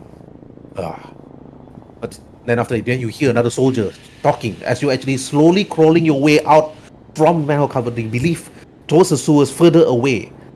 Then you pick up your phone. You try to dial the number. You look at Grandpa's number. You're still dazed. You're still stunned. And you hear the echoes of soldiers this time. Soldiers, not police. And then after that, in the distance, you hear a voice, a familiar voice. Benjamin Parker speaks out. "Sir, this is my jurisdiction, and I am here to actually capture Blue Dragon. You have no right here." Before he could continue, and said, "Benjamin Parker, the military now is taking over, and you will address me as General Ross. Men, cover the sewers right now. I want this Blue Dragon captured and captured alive. Tasers put to maximum. And you, put your blaster rifles on hold for the very moment. And you, make sure you use that rocket launcher to the fullest. Do you understand me, man?" "Sir, yes, sir." You hear the voice in distance, but you try to crawl your way to the sewers itself. But you know the sewers very well, Yamanari, even though you're at the 3rd level, of course. Another 4th level of hit, you're gonna be unconscious. But you walk to sewers and try to escape. But this scene will only be played out next week as you're being chased by military soldiers, Yamanari. But in your head right now, who was that? But you heard what the general said earlier on. We called this person to actually attack him, but now he has escaped. Did they actually call somebody that's just like you? Did they use somebody that exactly just like you? But this one will only be answered in the next upcoming episode of Mutants and Mastermind, episode 2. Thank you. Good night now. Thank you all for watching, and we hope to see you next week.